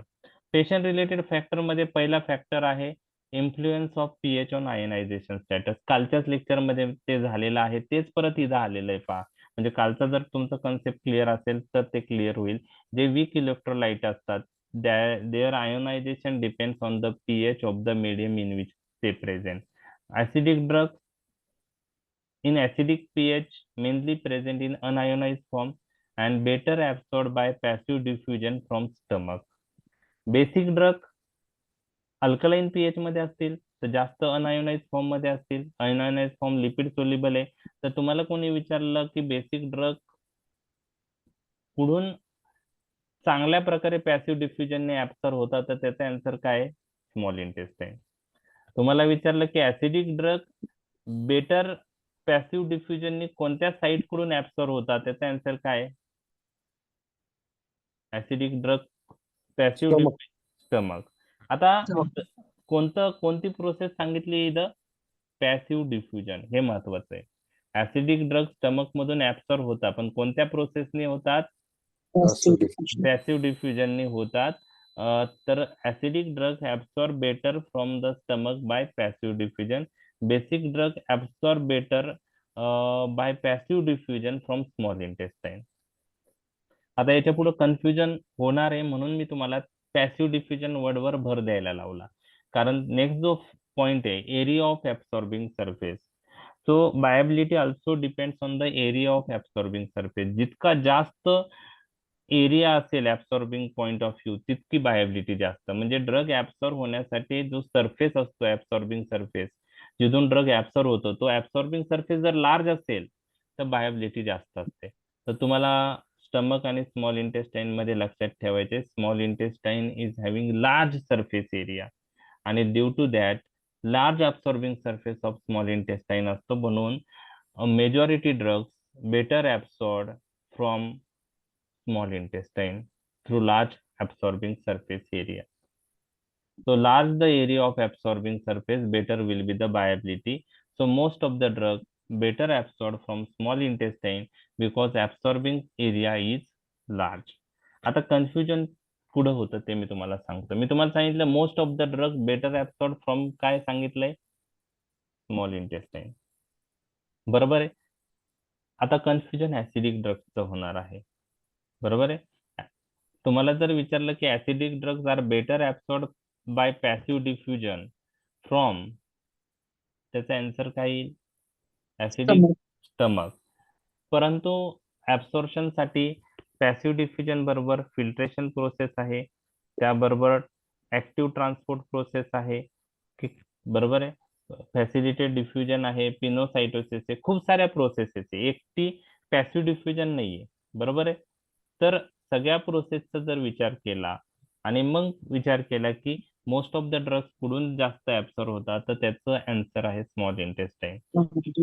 तर त्यामध्ये ऍसिडिक ड्रग आणि बेसिक ड्रग दोन्हीही स्मॉल इंटेस्टाईन मधून जास्त ऍब्सॉर्ब होतात बेटर बाय ऑल दिस प्रोसेसेस. कोणतीही सगळ्या प्रोसेसचा विचार केला तर फक्त पॅसिव्ह डिफ्युजन म्हणलं तर ऍसिडिक ड्रग हे स्टमक मधून चांगले ऍब्सॉर्ब होतात, हे तुम्हाला लक्षात ठेवायचं आहे. तर तेच इथं मेन्शन केलेले पहा. Although acidic drugs are better absorbed from stomach by passive diffusion, a large portion of it gets absorbed through intestine because of greater surface area it provides. फक्त इंटेस्टाईन मधून ऍब्सॉर्ब होताना पॅसिव्ह डिफ्युजनने ऍब्सॉर्ब नाही होणार, कारण acidic drug alkaline pH असेल, इंटेस्टाईनचा pH alkaline असतो. तर जास्त कोणत्या फॉर्म मध्ये असतील मग ऍसिडिक ड्रग अल्कलाईन पीएच मध्ये, आयोनाइज फॉर्म. आयोनाइज फॉर्म मध्ये असते. बरोबर आहे. तर आयोनाइज फॉर्मने पॅसिव्ह डिफ्युजन ऍब्सॉर्ब होईल का, नाही. मग त्याच्याऐवजी दुसऱ्या ज्या प्रोसेस आहेत तिथून ते ड्रग त्या प्रोसेसने ऍब्सॉर्ब होतात. तर ओव्हरऑल मेजॉरिटी ड्रग्स हे स्मॉल इंटेस्टाईन मधून ऍब्सॉर्ब होतात because of large area of surface, large absorbing surface area small intestine. आता तिसरा फॅक्टर ह्या दुसऱ्या फॅक्टरवर डिपेंड आहे, गॅस्ट्रिक एम्प्टिंग आपण म्हणतो. म्हणजे गॅस्ट्रिक एम्प्टिंग फास्ट असेल तर ड्रग्स लवकर स्मॉल इंटेस्टाईन मध्ये येईल स्टमक मधून. बरोबर आहे. जे फॅक्टर गॅस्ट्रिक एम्प्टिंग वाढवतात, एक्सेलरेट करतात, त्या फॅक्टरने ड्रग फास्ट स्टमक मधून स्मॉल इंटेस्टाईन मध्ये येतील आणि त्यामुळं खूप more time will get for absorption. So there will be good absorption, viability will be good. म्हणजेच थोडक्यात काय, गॅस्ट्रिक एम्प्टिंग एक्सेलरेट करणाऱ्या पॉइंट्स जे असतील त्यांनी वायबिलिटी काय होईल, रिड्यूस होईल. गॅस्ट्रिक एम्प्टिंग वाढवणाऱ्या ड्रग सब फॅक्टर्सने गॅस्ट्रिक एम्प्टिंग वाढली म्हणजे गॅस्ट्रिक एम्प्टिंग फास्ट झाली. बरोबर आहे. गॅस्ट्रिक एम्प्टिंग फास्ट झाली तर ड्रग स्टमक मधून लवकर स्मॉल इंटेस्टाईन मध्ये येईल आणि वायबिलिटी वाढेल. वायबिलिटी वाढेल, कारण more the drug will enter into the small intestine earlier, so more time is available for absorption, so maximum drug will absorb. Okay. दुसरा ऑपोजिट आहे, काही फॅक्टर गॅस्ट्रिक एम्प्टिंग डिले करतात. जर गॅस्ट्रिक एम्प्टिंग डिले झाली तर stomach मधून small intestine मध्ये drug कसं येईल, स्लो येईल. त्यामुळं स्टमक मध्ये ते एखाद्या वेळेस डिस्ट्रॉय पण होऊ शकतं. बरोबर आहे. आणि त्यामुळे ऍब्सॉर्प्शन स्लो होईल, कमी होईल, वायबिलिटी कमी असेल. म्हणजे गॅस्ट्रिक एम्प्टिंग फास्ट झाली तर वायबिलिटी वाढते, गॅस्ट्रिक एम्प्टिंग डिले झाली तर वायबिलिटी काय होते, कमी होते. मग तुम्हाला लक्षात ठेवायचे की कोणते फॅक्टर्स गॅस्ट्रिक एम्प्टिंग वाढवतात, कोणते फॅक्टर गॅस्ट्रिक एम्प्टिंग स्लो करतात. तर गॅस्ट्रिक एम्प्टिंग कोणते फॅक्टर प्रमोट करतात, कोणते फॅक्टर गॅस्ट्रिक एम्प्टिंग फास्ट करतात. ओके. गॅस्ट्रिक एम्प्टिंग कधी फास्ट होते, जर फास्टिंग स्टेट असेल, एन्झायटी असेल, पेशंट उजव्या कुशीवर झोपला असेल, लाईंग ऑन राईट साइड. बरोबर आहे.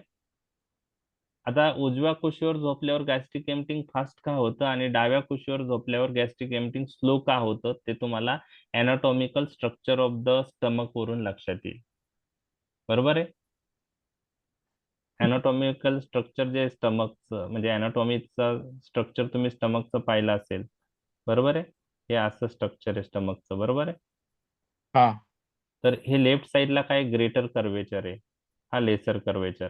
तर पेशंट जेव्हा राईट साईडला कुशीवर झोपतं, लाईंग ऑन राईट साईड, तर जे सबस्टन्स आहे ते ह्या साईडला राहणार आणि इकडून फटकन स्मॉल इंटेस्टाईन मध्ये येणार.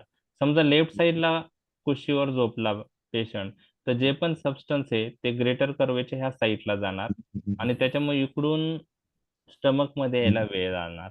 म्हणजे गॅस्ट्रिक एम्पटिंग लेफ्ट साईडला झोपला तर स्लो होणार, उजव्या साईडला झोपला उजव्या कुशीवर तर फास्ट होणार. हायपरथायरॉइडिझम मध्ये गॅस्ट्रिक एम्पटिंग फास्ट होईल, तुम्हाला माहिती आहे. हायपोथायरॉइडिझम मध्ये काय होईल, गॅस्ट्रिक एम्पटिंग स्लो होईल, बरोबर ना, ऑपोजिट आहे. हायपरथायरॉइडिझम मध्ये पेरिस्टाल्सिस वाढते, हायपरथायरॉइडिझम मध्ये गॅस्ट्रिक मोटिलिटी वाढते आणि त्याच्यामुळे गॅस्ट्रिक एम्पटिंग फास्ट होईल. आणि हायपोथायरॉइडिझम मध्ये जीआय मोटिलिटी कमी होते, गॅस्ट्रिक एम्पटिंग स्लो होणार आहे, बरोबर आहे. त्याचप्रमाणे प्रोकायनेटिक ड्रग्ज आपण दुसऱ्या ड्रग बरोबर दिले तर प्रोकायनेटिक ड्रग गॅस्ट्रिक एम्पटिंग वाढवतात. मेटोक्लोप्रामाइड, डॉमपेरिडॉन, तुम्हाला माहिती आहे हे ड्रग, त्यांना प्रोकायनेटिक ड्रग म्हणतात. अँटी एमेटिक ड्रग आहे, बरोबर, ते प्रोकायनेटिक ड्रग आहे. प्रोकायनेटिक ड्रग म्हणजे काय, की ते गॅस्ट्रिक एम्पटिंग फास्ट करतात. इंटेस्टाइनल मोटिलिटी वाढवणारे ड्रग आहे, गॅस्ट्रिक एम्पटिंग वाढवणारे ड्रग म्हणजे गॅस्ट्रिक एम्पटिंग फास्ट करतात. मग त्या प्रोकायनेटिक ड्रग बरोबर सपोज आपण ड्रग एक्स देत आहोत, तर एक्स ड्रग लवकर स्मॉल इंटेस्टाईन मध्ये जाईल आणि एक्स ड्रगचं ऍब्सॉर्प्शन वाढेल. तर प्रोकायनेटिक ड्रग बरोबर दुसरे ड्रग दिले तर दुसऱ्या ड्रगचे ऍब्सॉर्प्शन काय होईल, वाढेल, बायबिलिटी वाढेल, रिस्पॉन्स वाढेल. लक्षात आलं, लक्षात आलं.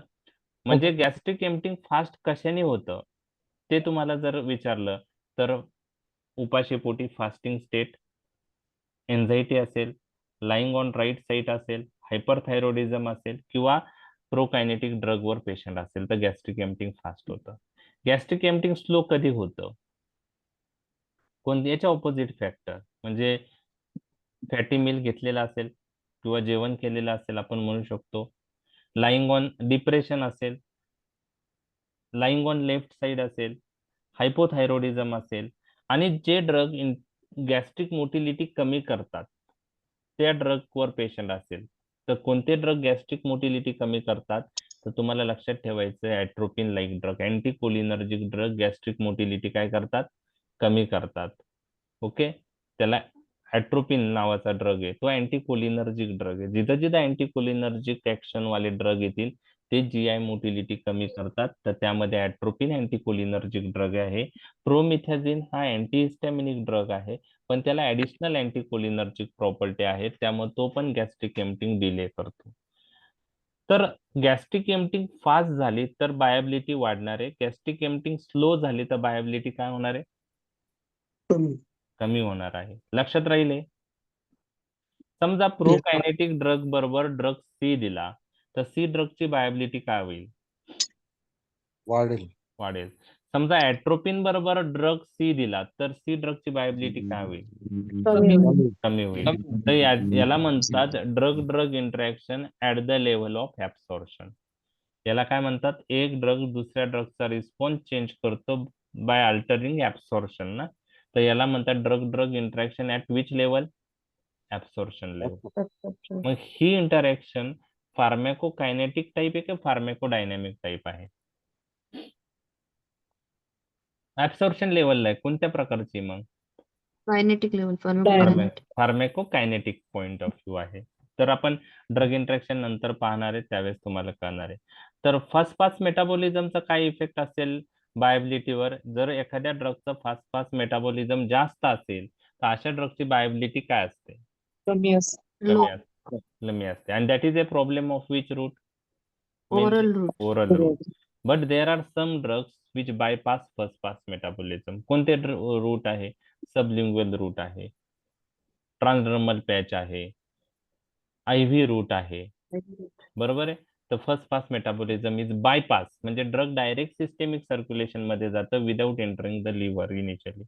त्यामुळं ज्या ड्रगचं फर्स्ट पास मेटाबॉलिझम जास्त आहे असे ड्रग ओरली देण्याऐवजी दुसऱ्या रूटने देणं उचित ठरू शकतं. पण समजा आपल्याला ओरलीच ड्रग द्यायचा असेल तर त्यावेळेस आपल्याला जास्त डोस लागणार आहे, कारण काही ड्रग जरी मेटाबोलाइज झाला तर राहिलेला सिस्टेमिक सर्क्युलेशन मध्ये जाईल.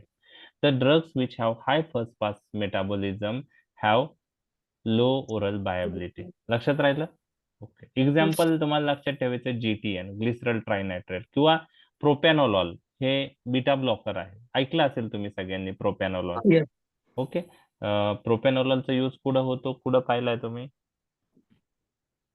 प्रोपॅनोलॉल palpitation Hypertension. Palpitation. Palpitation. Okay, palpitation मध्ये देतात. ओके, हायपरटेन्शन साठी यूज करायचे, पण आता आपल्याकडे चांगले आहेत. ॲटिनोलॉल आहे, नेबिओलॉल आहे, मेटोप्रोलॉल आहे. Okay Yes. ओके. एन्झायटी मध्ये यूज करता का प्रोपॅनोलॉल? हो सर. For the मस्त. reducing heartbeat पाल्पिटेशन पाल्पिटेशन आणि ट्रिमर्स कमी करायला एक्झामच्या आधी टेन्शन आलं, प्रोपॅनोलॉल घेऊन जातं काही स्टुडंट. बरोबर आहे? ठीक आहे. प्रोपॅनोलॉल मायग्रेन मध्ये यूज करता का प्रोफिलॅक्सिस Yes. साठी? Yes sir yes. Yes, sir. Propranolol migraine prophylaxis मध्ये पण यूज करतात. ठीक आहे. ओके. आता दुसरे फॅक्टर्स आपण पाहतोय राहिलेले. GIT डिसऑर्डर असेल, म्हणजे एखाद्या पेशंटला मल ऍब्सॉर्प्शन सिंड्रोम असेल तर बायोबिलिटी कमीच असणार आहे, कारण ऍब्सॉर्प्शन कमी होतंय.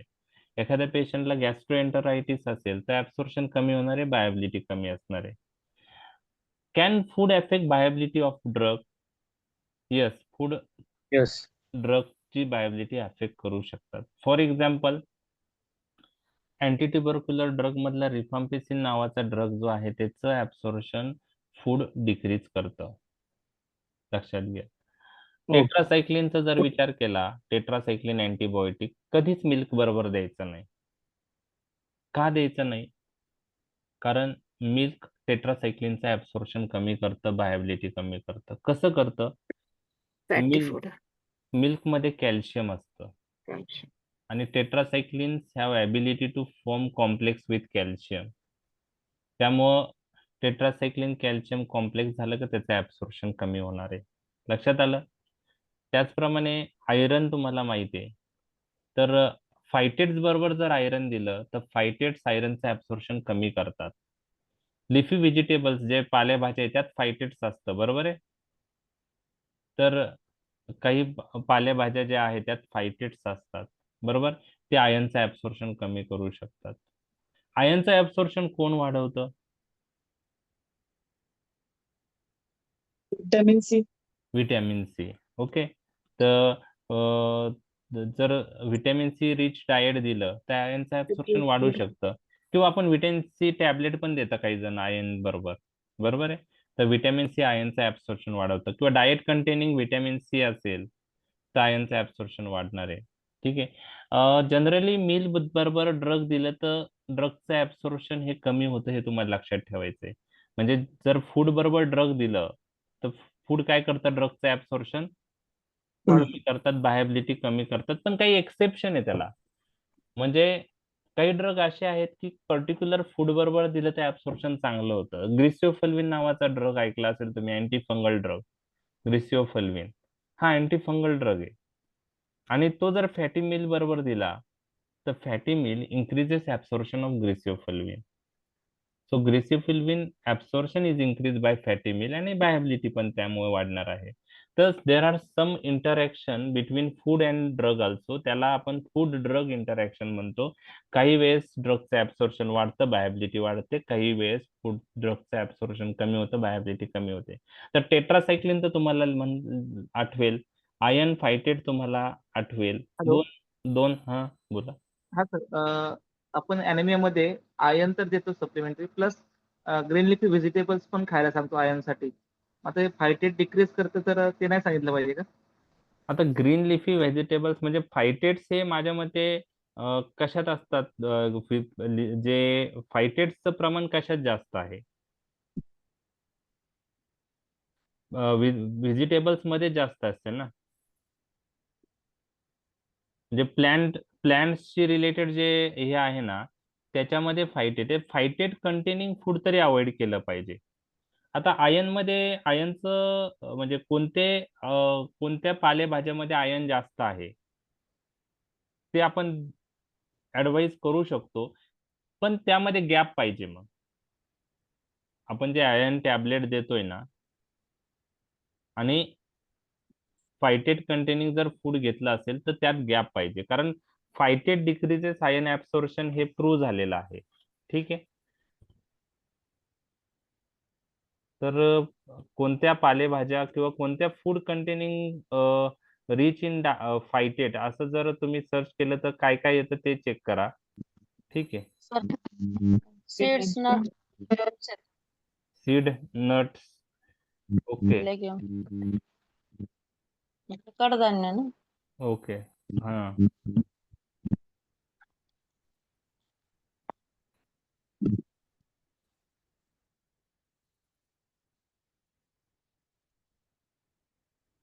लिफी व्हेजिटेबल्स मध्ये पण फायटेट आहे. ओके.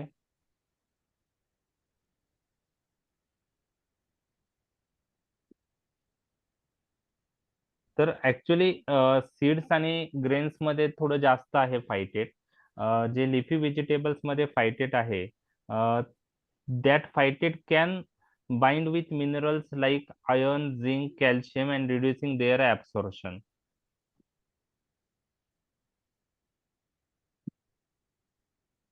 तर काही ग्रीन व्हेजिटेबल्स मध्ये आहे, फक्त ते कमी आहे. फक्त आता कोणत्या व्हेजिटेबल्स मध्ये आहे ते आपल्याला पाहायला पाहिजे आणि तशी इंटरॅक्शन किती सिग्निफिकंट आहे आयनची ती एक पाहिली पाहिजे. ठीक आहे.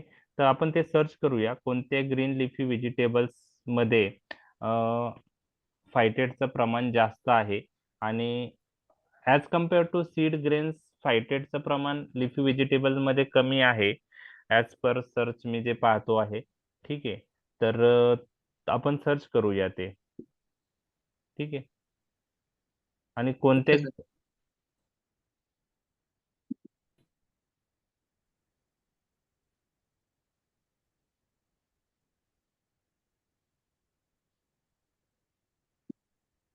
ओके.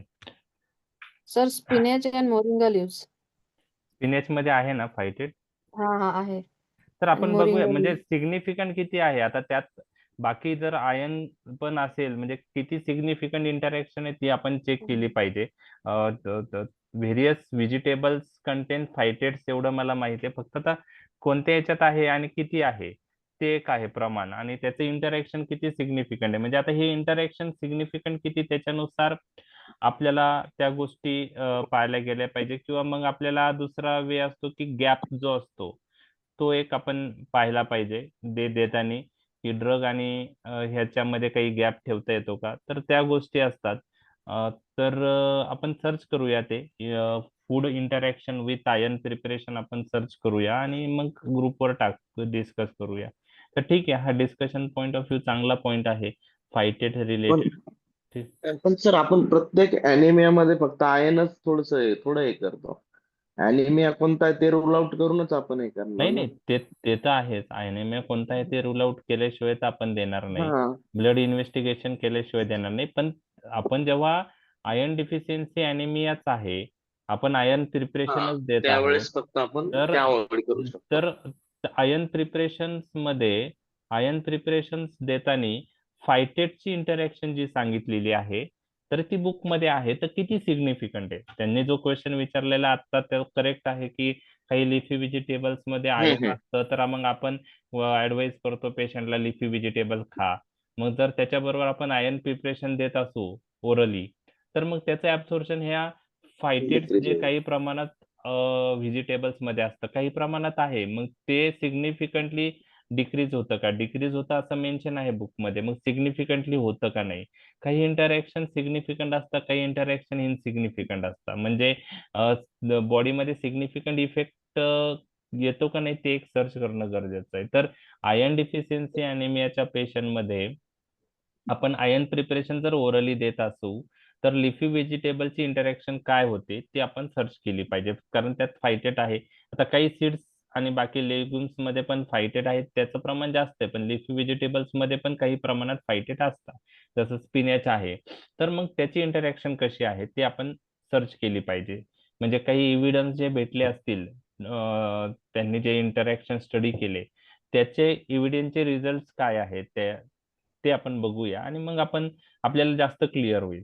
आता इतकं तर माहिती आहे phytate decrease absorption of iron and vitamin C increase absorption of iron एवढं आपल्याला क्लिअर आहे. फक्त फायटेट कोणत्या फूड मध्ये आहे, किती प्रमाणात आहे आणि त्यामुळे कोणते फूड आयन प्रिपरेशन बरोबर द्यायला पाहिजे, कोणते फूड अवॉइड केलं पाहिजे, हे आपण आता क्लिअर करूया. ठीक आहे.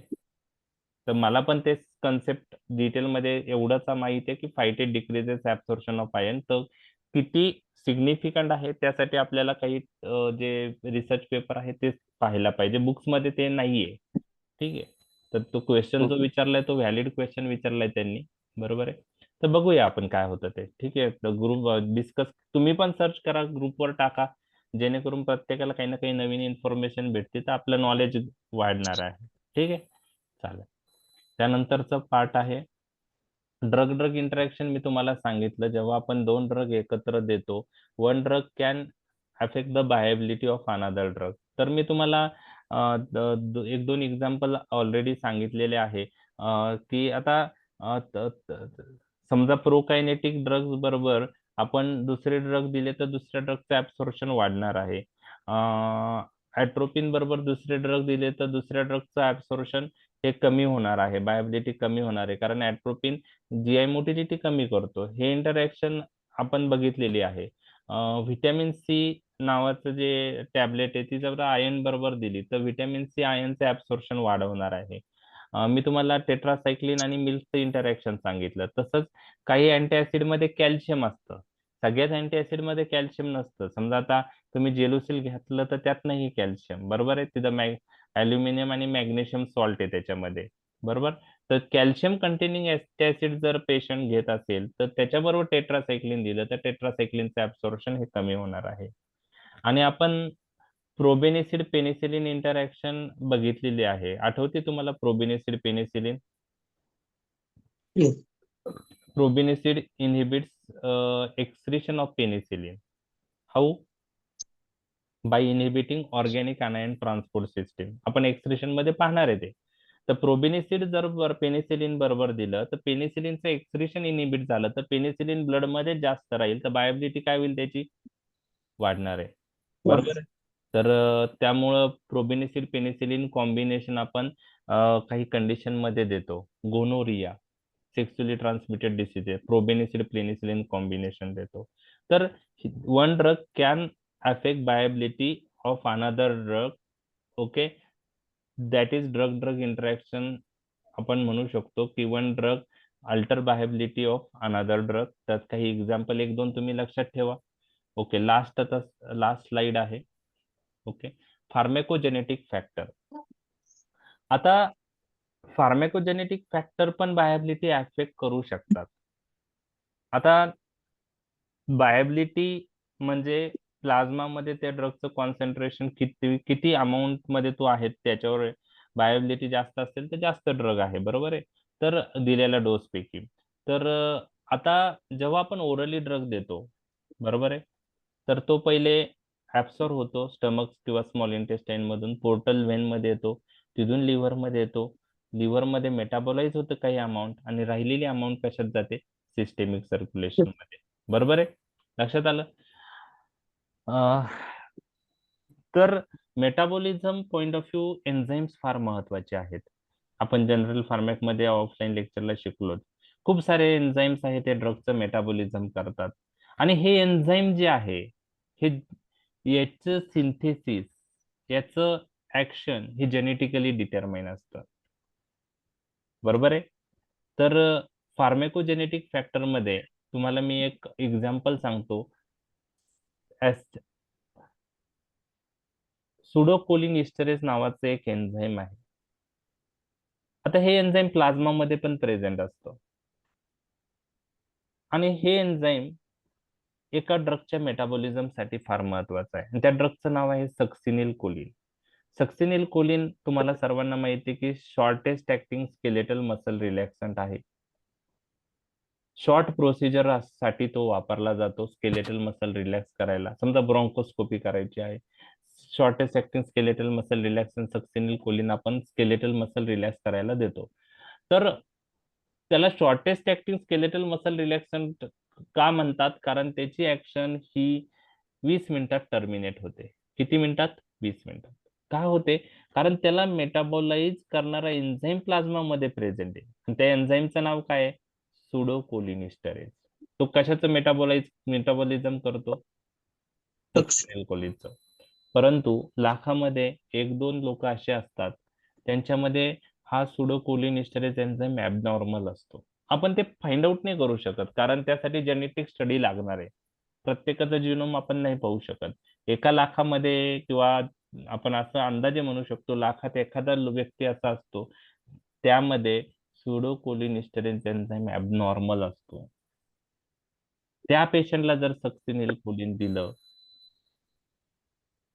तर तो ॲबनॉर्मल सुडोकोलिनिस्टरेज एन्झाईम, त्याला अटिपिकल सुडोकोलिनिस्टरेज एन्झाईम म्हणतात, तो सक्सिनिल कोलिनचं मेटाबॉलिझम प्रॉपरली करू शकत नाही. त्यामुळे सक्सिनिल कोलिन ऍक्टिव्ह फॉर्म मध्ये जास्त वेळ राहतो. त्यामुळे त्याची बायबिलिटी काय असणार आहे त्या पेशंट मध्ये? जास्त असणार आहे. त्याची ऍक्शन वाढेल आणि त्याच्यामुळे स्केलेटल मसल जास्त वेळ रिलॅक्स होतील. 20 मिनिटात ऍक्शन टर्मिनेट होत नाही, 2 तास त्याची ऍक्शन राहील आणि त्यामध्ये डायफ्राम पण रिलॅक्स होईल. डायफ्राम कोणता मसल आहे? स्केलेटल मसल आहे. आणि डायफ्राम कशासाठी लागतो? रेस्पिरेशनसाठी. त्यामुळे अशा पेशंट मध्ये सक्सिनिल कोलिन इंड्यूस ऍपनिया होऊ शकतो. तर सगळ्याच पेशंट मध्ये ऍपनिया नाही होत सक्सिनिल कोलिनने, लाखामध्ये एका पेशंट मध्ये होऊ शकतो. त्या पेशंट मध्ये काय असतं? ॲबनॉर्मल सुडोकोलिनिस्टरेज असू शकतं. तर हे झालं फार्मॅकोजेनेटिक फॅक्टर कॅन अफेक्ट द बायबिलिटी. बरोबर आहे. आता दुसरं एक फॅक्टर आहे, एक एन ऍसिटायलेशन रिएक्शन आहे. फेज 2 रिएक्शन आपण बायो ट्रान्सफॉर्मेशन मध्ये डिस्कस केली, एन ऍसिटायलेशन, आणि त्यासाठी एन ऍसिटिल ट्रान्सफरेज एन्झाईम लागतो. तर त्यामध्ये 2 प्रकारचे एन ऍसिटिल ट्रान्सफरेज एन्झाईम आहेत. काही लोकांमध्ये तो एन्झाईम फास्ट ऍक्टिंग आहे, काही लोकांमध्ये तो स्लो ऍक्टिंग आहे. जे फास्ट ऍक्टिंग आहे त्यांना त्या लोकांमध्ये तो एन्झाईम ड्रगचं मेटाबॉलिझम त्या एन्झाईमनी मेटाबोलाइज होणाऱ्या ड्रगचं मेटाबॉलिझम फास्ट होईल. ज्यामध्ये स्लो ऍक्टिंग आहे तो एन्झाईम त्या लोकांमध्ये त्या एन्झाईमने मेटाबोलाइज होणारे ड्रग स्लोली मेटाबोलाइज होईल. त्यामुळे टॉक्झिसिटी वाढू शकते, चान्सेस वाढतात. कारण ऍक्टिव्ह फॉर्म मध्ये ड्रग जास्त वेळ राहील, मेटाबोलाइज स्लोली होईल, त्यात बायबिलिटी वाढू शकते. तर इंडियाचा जर विचार केला तर 30 ते 40% लोकांमध्ये हा एन्झाईम फास्ट ऍक्टिंग आहे आणि 60 ते 70% लोकांमध्ये हा एन्झाईम एन ऍसिटिल ट्रान्सफरेज हा स्लो ऍक्टिंग आहे.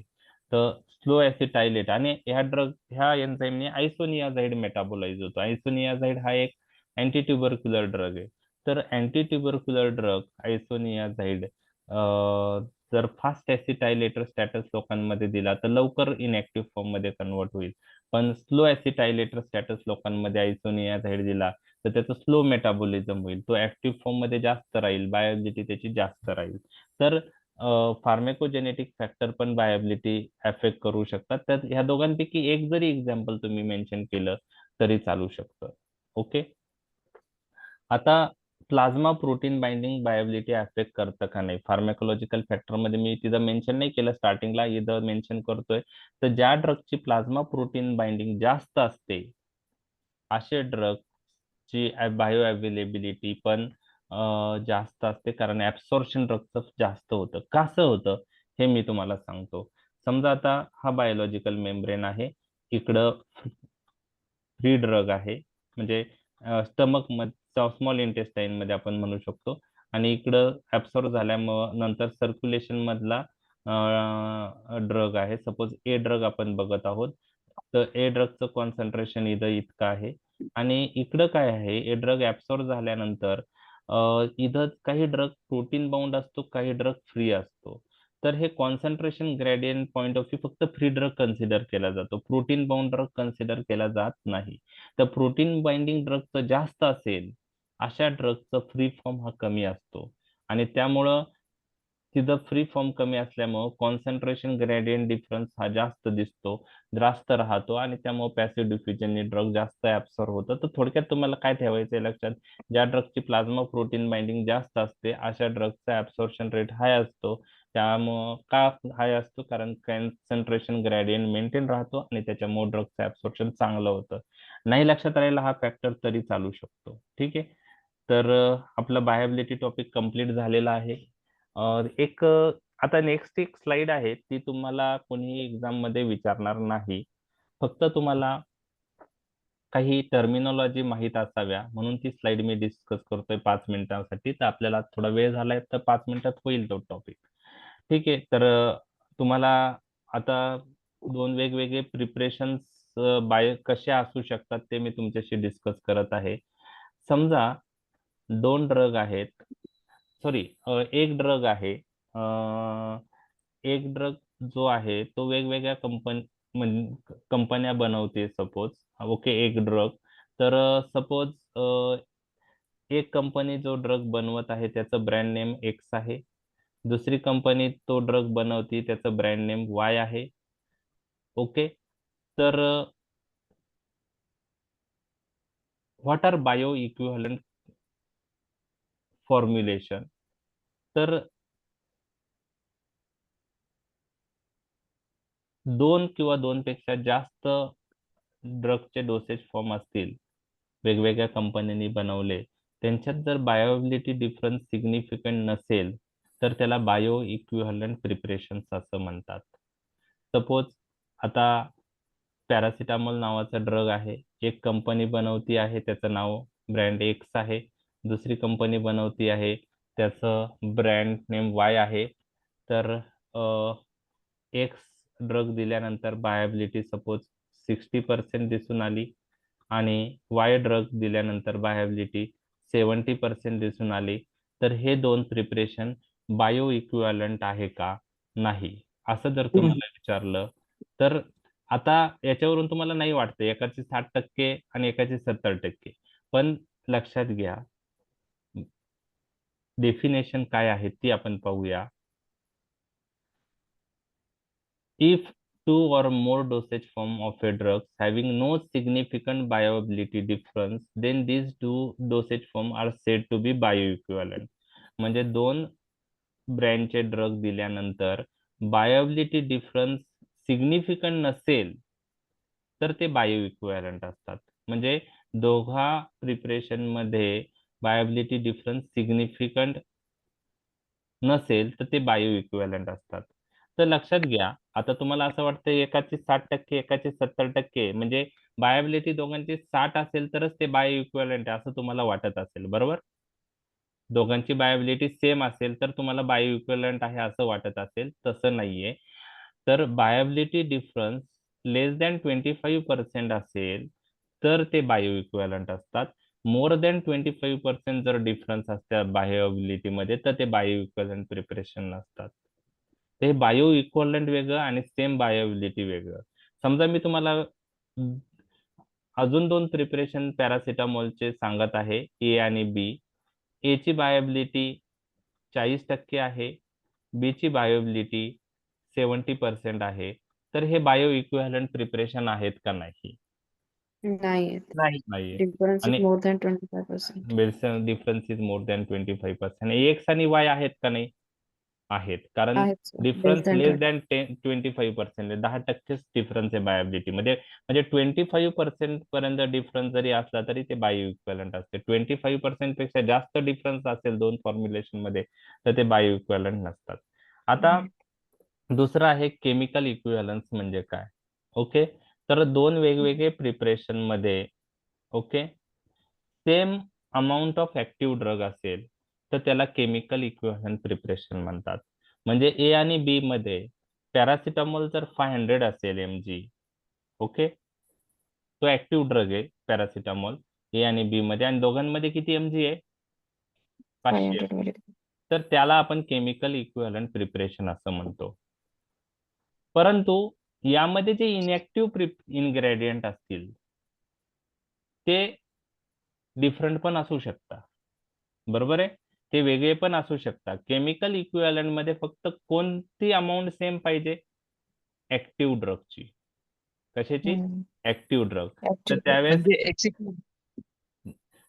तर त्याला आपण केमिकल इक्विव्हॅलंट असं म्हणतो. समजा आता अजून 2 प्रिपरेशन आहे पॅरासिटामॉलचे, सी आणि डी, 2 वेगळ्या कंपनी बनवतात आणि ते ते एक्झॅक्ट कॉपी एकमेकांचे, म्हणजे ऍक्टिव्ह इन्ग्रेडियंट पण सेम आहे आणि इनऍक्टिव्ह इन्ग्रेडियंट पण सेम आहे, त्यावेळेस त्यांना फार्मास्युटिकली इक्विव्हॅलंट प्रिपरेशन म्हणतात. म्हणजे फार्मास्युटिकल इक्विव्हॅलंट मध्ये ऍक्टिव्ह इन्ग्रेडियंट पण सेम असतील आणि इनऍक्टिव्ह इन्ग्रेडियंट पण सेम Inactive. असतील, म्हणजे ते जुळे आहेत आपण असं म्हणू शकतो, एक्झॅक्ट कॉपी एकमेकांची आहेत. तर त्यावेळेस त्याला हम्म. फार्मास्युटिकली इक्विव्हॅलंट प्रिपरेशन असं म्हणतात. लक्षात आलं? Yes, लक्षात sir. आलं? आता थेरापिटिकली इक्विव्हॅलंट प्रिपरेशन म्हणजे काय? तर हे सी आणि डी ड्रग जे फार्मास्युटिकली इक्विव्हॅलंट आहेत, हे ड्रग पेशंटला दिल्यानंतर ओके सेम थेराप्युटिक इफेक्ट दाखवत असतील. म्हणजे सी ड्रग दिला तर इफेक्ट जो येतो आहे आणि डी ड्रगनी इफेक्ट येत आहे. समजा सी ड्रग दिला पॅरासिटामॉल 2 तासात फिवर कमी झाला, डी ड्रग दिला त्यांनी पण 2 तासात कमी झाला, म्हणजे त्यांचा थेराप्युटिकली ऍक्शन किंवा त्यांची जो इफेक्ट आहे तो काय आहे, सेम आहे. म्हणजे Same. 2 फार्मास्युटिकली इक्विव्हॅलंट प्रोडक्ट जर आपण यूज केले आणि सेम क्लिनिकल इफेक्ट दाखवताय, सेम सेफ्टी प्रोफाईल दाखवताय, त्यावेळेस त्याला थेराप्युटिक इक्विव्हॅलंट प्रिपरेशन असं म्हणतात. थेराप्युटिक इक्विव्हॅलंट म्हणजे फार्मास्युटिकली इक्विव्हॅलंट प्रिपरेशननी सेम फार्मॅकोलॉजिकल इफेक्ट दाखवले तर त्याला थेराप्युटिक इक्विव्हॅलंट प्रिपरेशन असं म्हणतात. तर हे एक्झाम मध्ये तुम्हाला कोणीही विचारणार नाही, फक्त तुम्हाला माहित पाहिजे. बायो इक्विव्हॅलन्स एक तुम्हाला कधी विचारू शकतात वायवा मध्ये, पण थेरी मध्ये ह्या स्लाइड वरच काही विचारणार नाही, परंतु काही बुक्स मध्ये हे मेन्शन आहे म्हणून मी मेन्शन केलं आहे. आणि तुम्हाला हे वर्ड परत कधी आले तुमच्या वाचनात तर त्यावेळेस तुम्हाला हे bio equivalence, chemical equivalence, pharmaceutical equivalence, therapeutic equivalence माहित पाहिजे. तर बायो इक्विव्हॅलन्स म्हणजे बायोअॅबिलिटी डिफरन्स 2 फॉर्म्युलेशनचा लेस दॅन 25% असेल तर ते बायो इक्विव्हॅलंट आहे. केमिकल इक्विव्हॅलंट म्हणजे ऍक्टिव्ह इन्ग्रेडियंट 2 फॉर्म्युलेशन मधले सेम असेल 2 वेगळ्या कंपनीचे ड्रग मध्ये तर त्याला केमिकल इक्विव्हॅलंट म्हणतात. ऍक्टिव्ह आणि इनऍक्टिव्ह इन्ग्रेडियंट दोन्ही फॉर्म्युलेशन मध्ये सेम असेल तर त्याला फार्मास्युटिकल इक्विव्हॅलंट म्हणतात. आणि फार्मास्युटिकल इक्विव्हॅलंट प्रिपरेशनने सेम इफेक्ट दाखवला तर त्याला थेराप्युटिक इक्विव्हॅलंट म्हणतात. ओके, तर अशा प्रकारे बायोअॅबिलिटी टॉपिक आपण कंप्लीट केलेला आहे डिटेलमध्ये. तर तुम्ही तो वाचा. नोट्स मी ऑलरेडी तुम्हाला शेअर केलेले आहेत. तर जसं तुमचं वाचून म्हणजे नोट्स मधून वाचून होईल त्यावेळेस तुम्हाला अजून क्लिअर होईल. ओके, तर राहिलेला आता फार्माकोकायनेटिक पार्ट आपण उद्या डिस्कस करूया. डिस्ट्रीब्युशन मध्ये आपण व्हॉल्यूम ऑफ डिस्ट्रीब्युशन, रिडिस्ट्रीब्युशन फेनामेना आणि प्लाझ्मा प्रोटीन बाइंडिंग हे इम्पॉर्टंट टॉपिक डिस्कस करणार आहे.